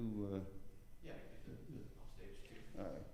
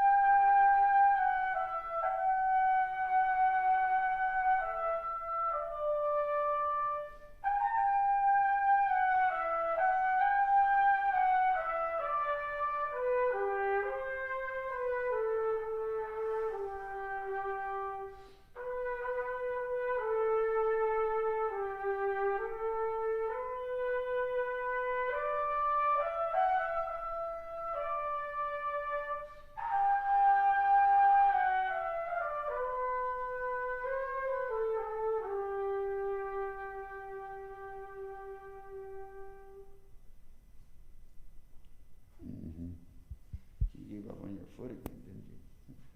All right, this is one of those pieces that shows up on a lot of auditions. And remember, there's no one tempo for anything. But when you play the second note of this, you've established a tempo, whether it's the one you want or not. And another piece that's like that is the Gershwin American in Paris, right?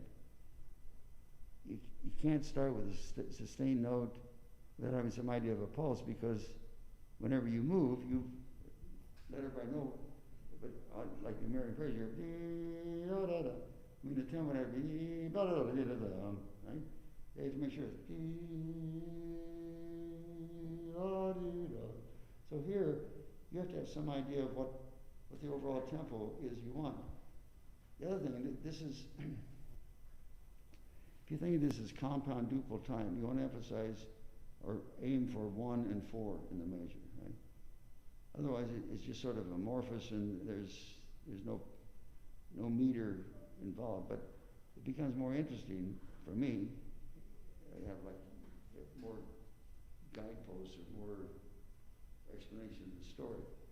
But when you play that second note, you better have an idea of where it's going, because if it comes too soon or too late, you could be sort of hung out to dry. When you have the repeated note there, you have to make a little crescendo from that to define that note. Otherwise, you'll never hear it. Right? So you can back off a little bit, so it doesn't sound like it's before the beat. So you back off and make a little crescendo going to the fourth beat of the measure. And here, you want the emphasis on that note, right? Otherwise, it sounds like it's a new meter altogether.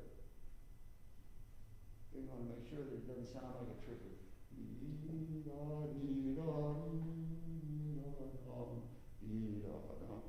don't want that to sound like a 7/4 bar before, right? So you have to put a little emphasis on that downbeat.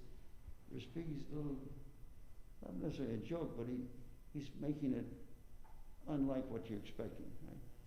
And here it's the same as there, same notes, but it's a different rhythm. So again, you have to define what that is. Otherwise, someone just listening is not going to know what you're playing, or they think you have no sense of rhythm at all. But the worst they can say is, don't emphasize that much. Okay, you can back off, but if there's no definition, there's no definition, period. Now, try once more and try. Trust your foot, even though it's a new experience for you, right? I mean, look, people say, don't ever beat your foot. Leonard Bernstein beat his foot. somebody's going to tell Lenny not to beat his foot. They'll tell you what you can do with that foot, right? I mean, you don't do this necessarily, right? But, I mean, at least when you're practicing, and again, it's not a matter of keeping time as much as a matter of helping you coordinate. I mean,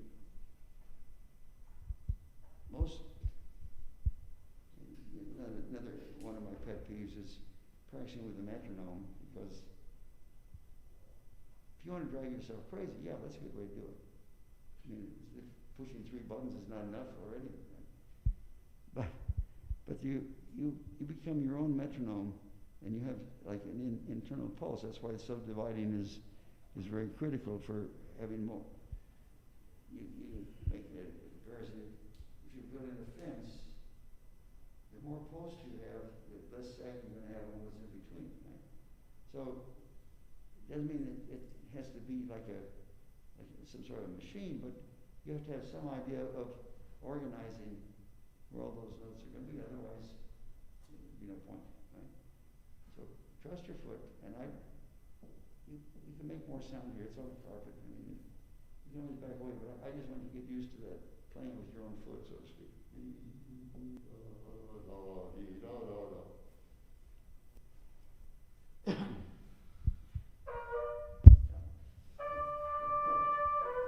Just play it when your foot does go. You don't think about your tongue or anything.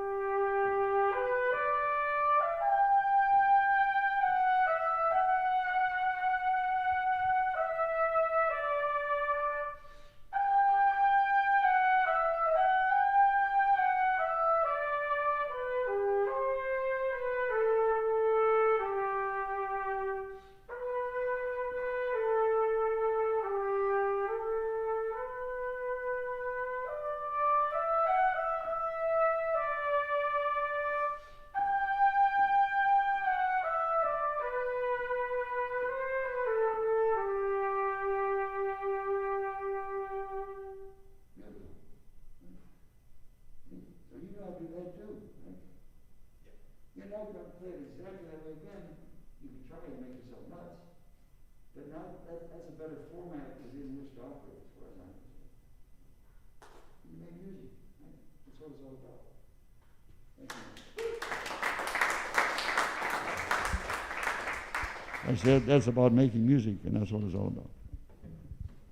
We have a few minutes left, so have some questions. I got a question.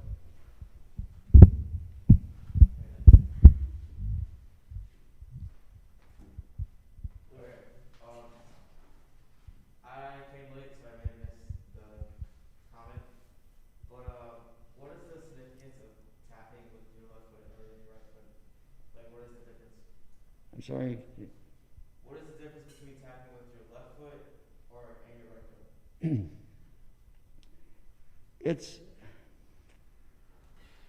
I have no scientific proof of this, but it's almost generally accepted that the 2 hemispheres of the brain control the opposite sides of the body. It's also been pretty much accepted in a broad sense that the conscious mind is operated from the left brain and the unconscious from the right brain. And the unconscious doesn't make any value judgment when it goes in, but everything is stored there.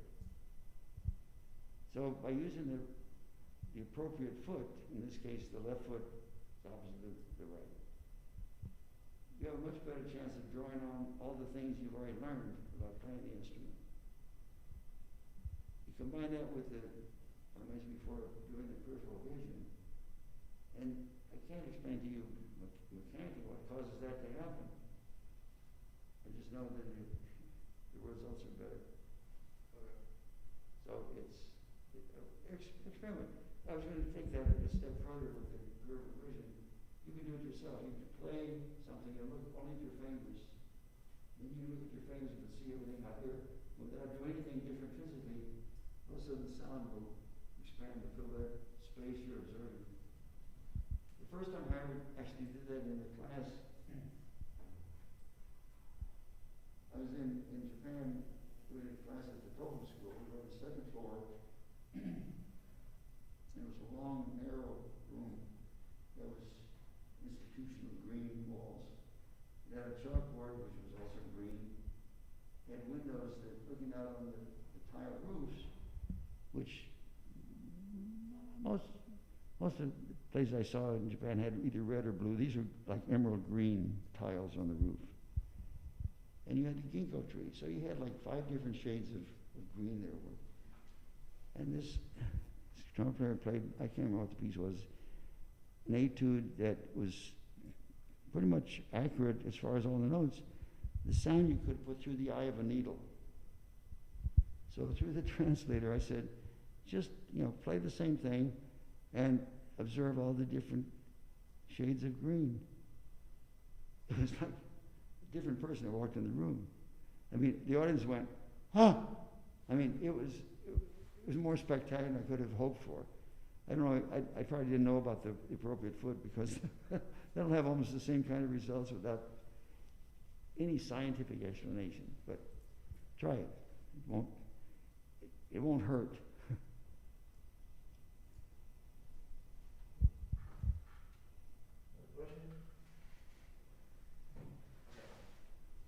How much of orchestral trumpet playing can translate to other styles and like composing or conducting?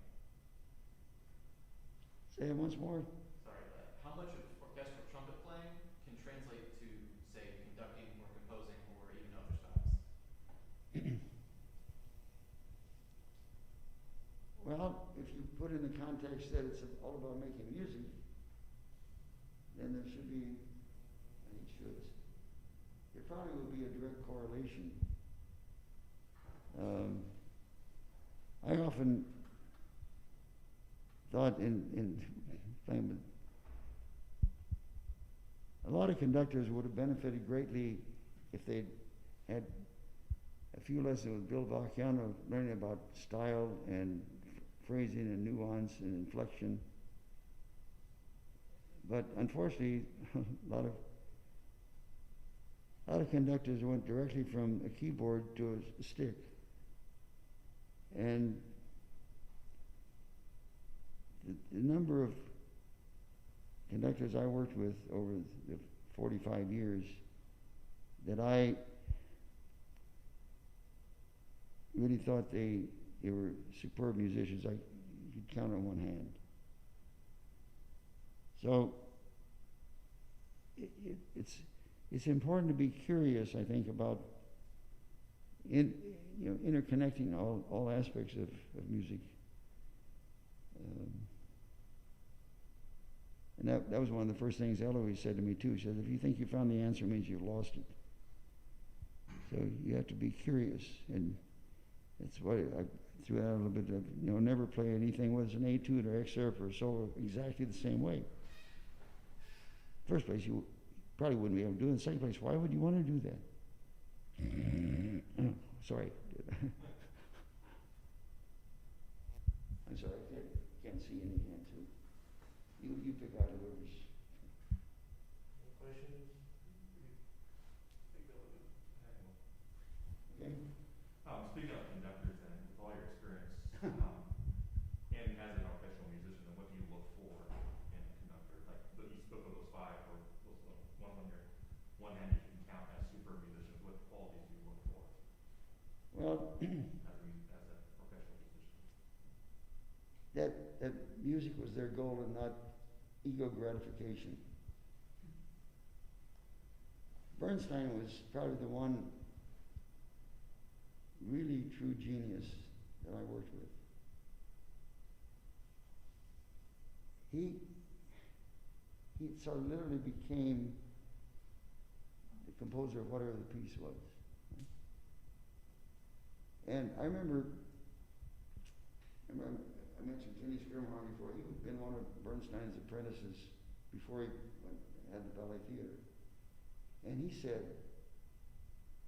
and we were talking about like almost 60 years ago that I first heard this.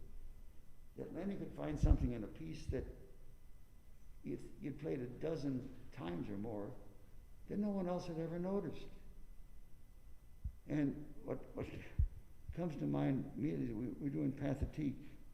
And I only played with him as principal trumpet after I got to Boston. I subbed with the New York Philharmonic a few times. And I went to, the concerts, which, that was one of the things, when Bernstein became music director,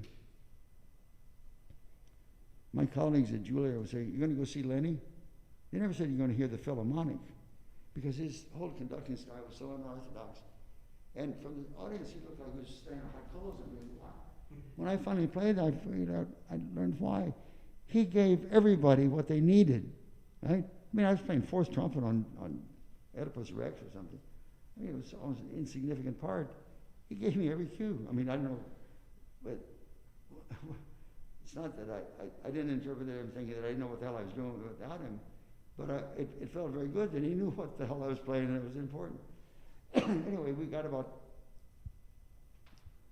6 measures into the introduction at the rehearsal. Oh, sorry to say, he only conducted the BSO at Tangwood, and it was always the Kusevitsky Memorial Concert because he had a big fight with the management the summer before I got there. He was supposed to play and record Rhapsody in Blue, and they canceled the session, didn't tell him. Duh. Anyway, he said, this piece is all about appoggiaturas. Huh, imagine that. I mean, I don't even know how many times I played Pathétique. No one else ever said that. I'd already recorded with Ozawa, said they're going to change the spelling on the cover for our recording. They're going to change the pathetic. But think about it.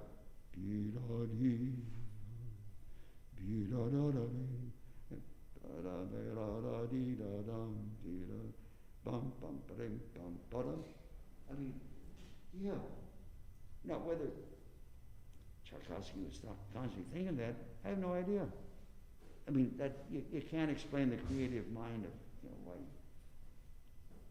But yeah, on the other hand, Lenny did things that were unorthodox as far as tempos, as far as, and yet, as much of a genius as he was very, very insecure, and he was most upset that he got more recognition for West Side Story than all the other pieces he wrote. It's one of the great pieces of the 20th century. It's a funny story. This happened, the timpanist, Vic Firth, told me that it was like 1955. He was at a party in the town I lived in, where Bernstein's parents lived. And they got in a conversation. He asked Lenny, he said, "So what's going on?" I said, "Oh, I just had the show open on Broadway. It's the greatest thing I've ever done. It's going to run for years." He says, "Yeah, great." He says, "What's on the horizon?" He says, "I got this dumbass commission. It's like a Puerto Rican version of Romeo and Juliet. I don't know what to do with that." So, Pierre Boulez, I learned to ride a spring with him in Cleveland. He recorded twice. The first recording is the one I played. He came and rehearsed for intonation. I said, "What's he, nuts? I mean, how's he going to get through those weird rhythms?" And that was a piece of cake for him. Right? In fact, he once said, "Trust me, I'm very solid." Yeah, damn right. But when he got to the New York Philharmonic as music director, they immediately dubbed him the French Correction. And I think it was Bacchiano said, "You don't have to think about intonation, well, you just whistle, tell you where the note is." So most conductors, they don't know about just intonation, for instance. So if something is out of tune, invariably they'll move the wrong note in the wrong direction. Right? Boulez not only had absolute pitch, but he knew about where you put the major third, right? And that was like refreshing to have someone on the podium who knew about that sort of thing. Right? Klaus Tenstedt was one of my favorite conductors. I played with him more in Minneapolis than in Boston. But he played, everything from Mozart to Mahler. And he also sort of he knew all the repertoire intimately. I remember the first time we played through, I think it was the Jupiter Symphonies, first movie, he says, you know, many people think that with classical music you just play the notes without any expression. Not true. The whole orchestra stomped their feet. I mean, you know, to hear someone on the podium say something about music, right, that, yeah, you're supposed to play with expression. Duh. What a novel idea. He loved to play ping pong. He hated to lose. I beat him at ping pong at a party the week before we were doing Zarathustra. He never said anything to me, but he started at number 18 about at least a dozen times, always doing something with the flutes, and I finally said, I'll let you win the next time. Skrovachevsky, who I played with for the first 7 years in Minneapolis, rehearsals were tedious with him because he stopped and he talked. And I remember once, before I went to Minneapolis, he guest conducted in Cleveland. One of the string players took a poll, and people were placing their bets as how many times he'd stop in the rehearsal. I didn't even get that, but it was something like 75 times. But there were no bad concerts with Skrovachevsky. I mean, when it came time to perform, he made music, and that was, you can't ask for any more than that. The first time I played Lieutenant Kijé was with Kirill Kondrashin. And as the recordings everybody hears of the Kijé's wedding, very lyrical, right? So I played that way. He says, no, my friend. He said, this is stupid music. I said, what? He said, Kijé was a creation of a clerical screw-up in the army, right? There's no such person, but they made this whole history of his birth, his wedding, blah, blah. So it's also supposed to sound like a concertino. It changes the whole character. It's still a beautiful lyrical piece, but it's played like weird, right? So, I mean, it's when you have conducted with that kind of insight that it makes it all worthwhile. First time Haitink guest conducted in Boston, did Mahler 7th. And I don't know if you're familiar with it, it starts out with strings like and usually, because it's short notes, and the string section in Boston were no slouch with it, like he said, Mahler finished the whole symphony, but he couldn't get the introduction right. He was very frustrated. And his house was on the shore of a lake. He went out just to get away from it in a rowboat, but he started rowing. And the sounds of the oars in the water gave him the sound. That's all he said. He didn't say by playing the notes long, but he played. Wow. So you don't have to talk about, let's say, long and short or that stuff. You have to talk about music, and that's why we get into playing instruments, right? No matter what aspect, where you're going with that. A lot of classically trained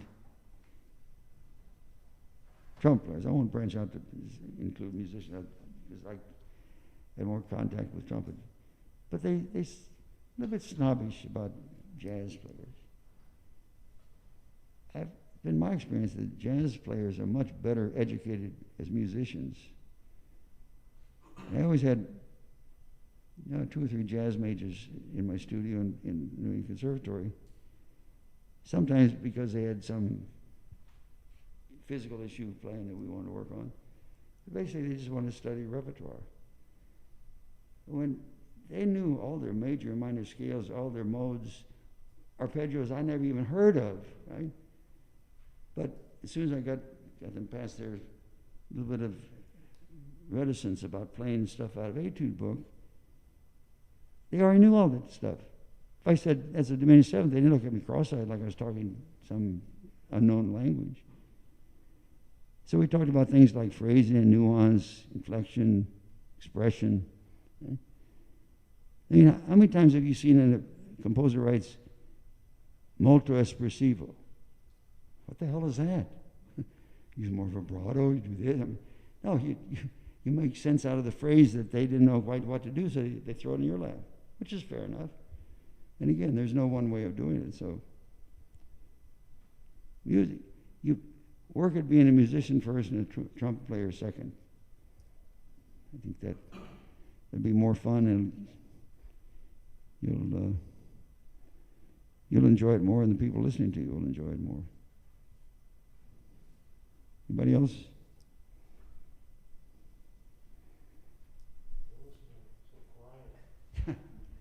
Isn't that funny how John players, it's the loudest instrument in the orchestra. He has no person.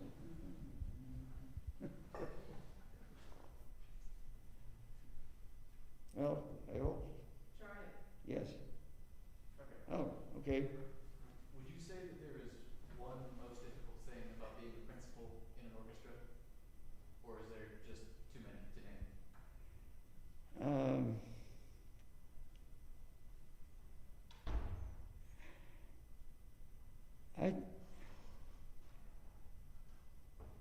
I suppose there's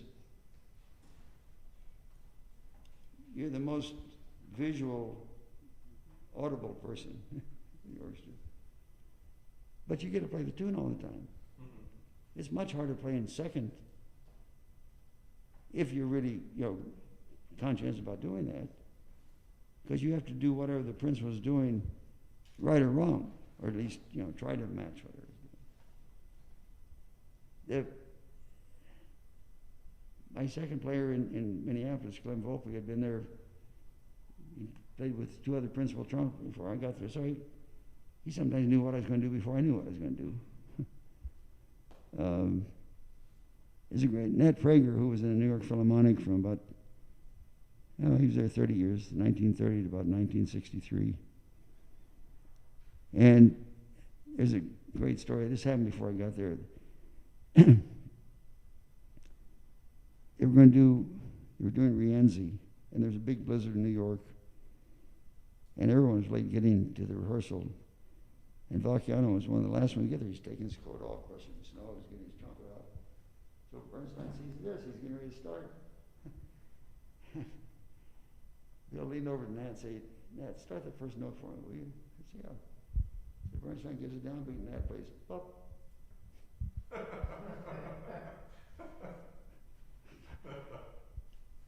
But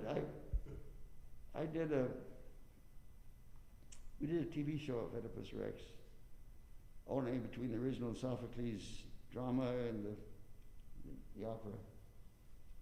And there was a lot, it took 13 hours to do a 1-hour show, so there was a lot of downtime. During the course of that, Prager sat back wherever we were when we were on stage, or in the recording studio, with his legs crossed, with his pipe in one hand, taking almost half the orders in his top tone book. But, he didn't just decide to learn those for my benefit. But they always said,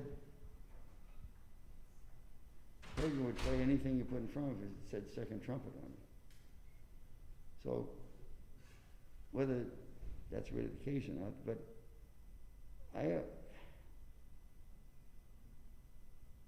I think if I focused on trying to make the best music out of whatever I was playing, that the job really wasn't that hard. I mean, you can have other issues that I had a couple fights with conductors, but I more or less won.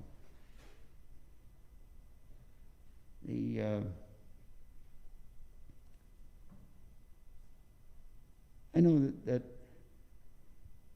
when I got to New York to study with Bill,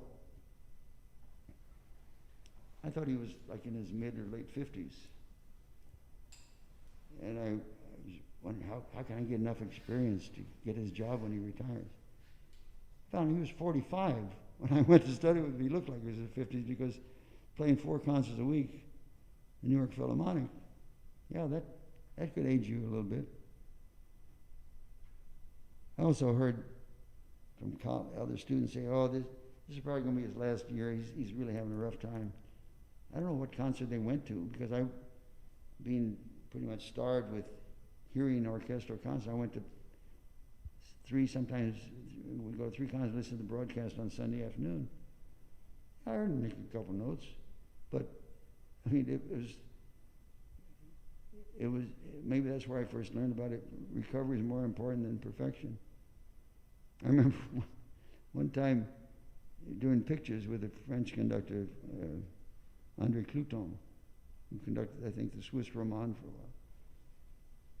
And the tempo was like, oh my God.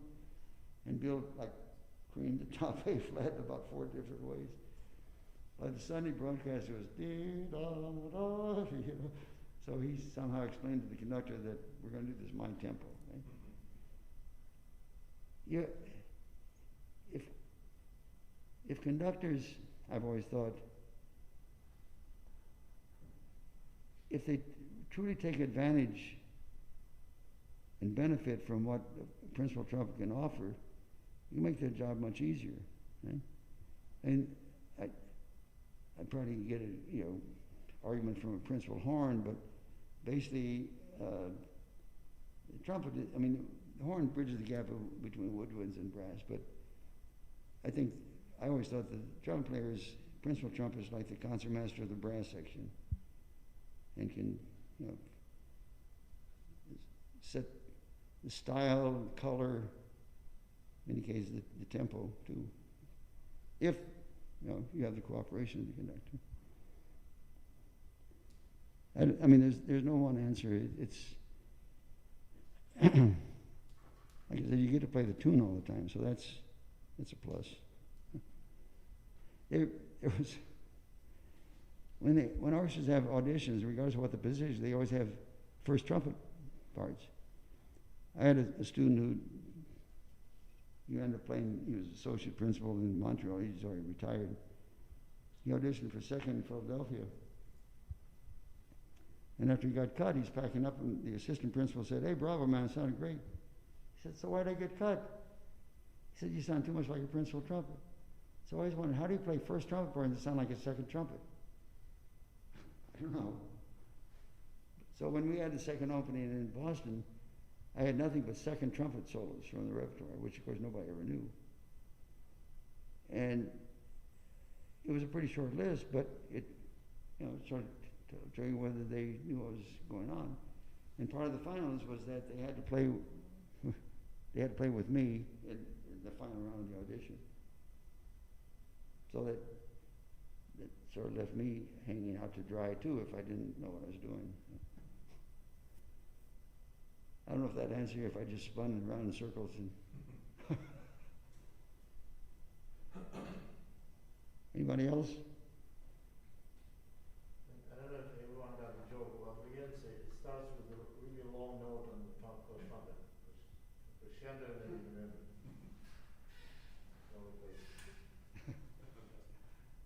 Oh, one other thing, when I was in Cleveland, I played the first E flat trumpet part. It's the only time I ever played that. I always played the B flat. But in the upper right hand corner of the part, first E flat part, said Nat Prager, 1928. That gave me a jolt because I guess I somehow knew that he played in Cleveland, but I didn't realize that I was going to be playing the same part that he'd played like 60 years before. What, it was 28, 40 years earlier. Yes. Yeah.